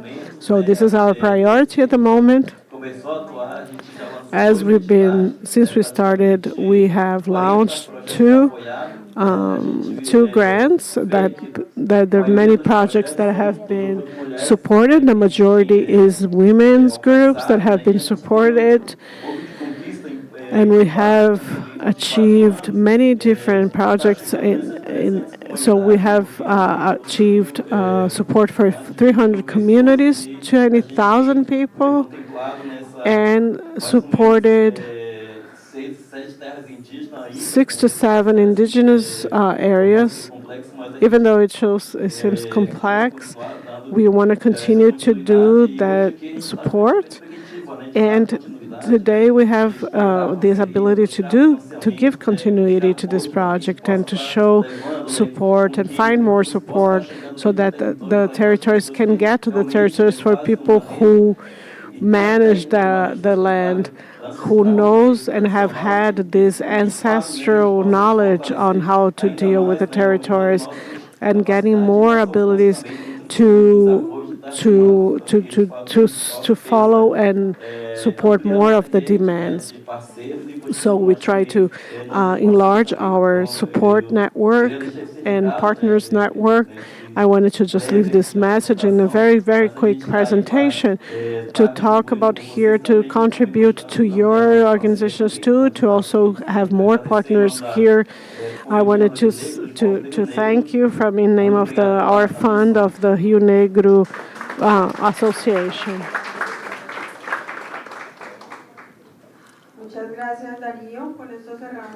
Thank you, Dario. With this, we will close our panel with indigenous peoples in the Amazon, that we not only get funds, but also have mechanisms to support them. So within this, I wanted to invite the Fanny to talk and close the panel.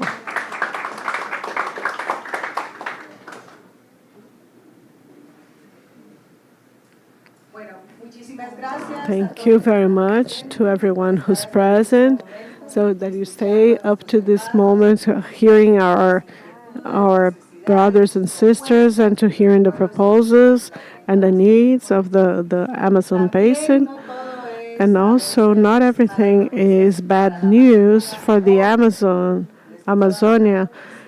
Today, there's a very important news that came out today, which yesterday, the 0.68 was approved so that 80% of the Amazon will be restored by 2030. And so this is a very important aspect. So Amazon Watch is a part of the coalition of this motion. And I don't know who else is here from our allies of the coalition, but we have a task to work all of the years, because it is not that we are waiting that we get to the tipping point. We're already there. So we have to have measures that are immediate and that we can change and so that we can defend and protect the defenders and demarcate the territories. And all the proposals that have come from the territories are part of precisely of the defending of the Amazonia. And it is to conserve the territories. It is to not only defend the peoples, but it's also the ecosystem that is vital and that regulates the climate. And every ecosystem, all the services that it provides, we need to also be reciprocate. We also not just receive the services, but also give it back to support so that the Amazonia can be standing. So thank you very much to all, because we have all the generation, but we have the young people here passing on the generation because we're already getting old. But thank you for everyone here who are committed to the cause, all the allies, who are partners, because now Jorge doesn't like the idea that saying partners. It means something else. So, but thank you. You're our allies. Thank you. Jeannie, thank you to everyone who has followed us. And this is a joint path that we share. And so we have affirmed that Amazonia is the territory of life. And thank you. We would like to close this. Thank you very much. And we hope that you be together with us in this way. Thank you. Thank you very much.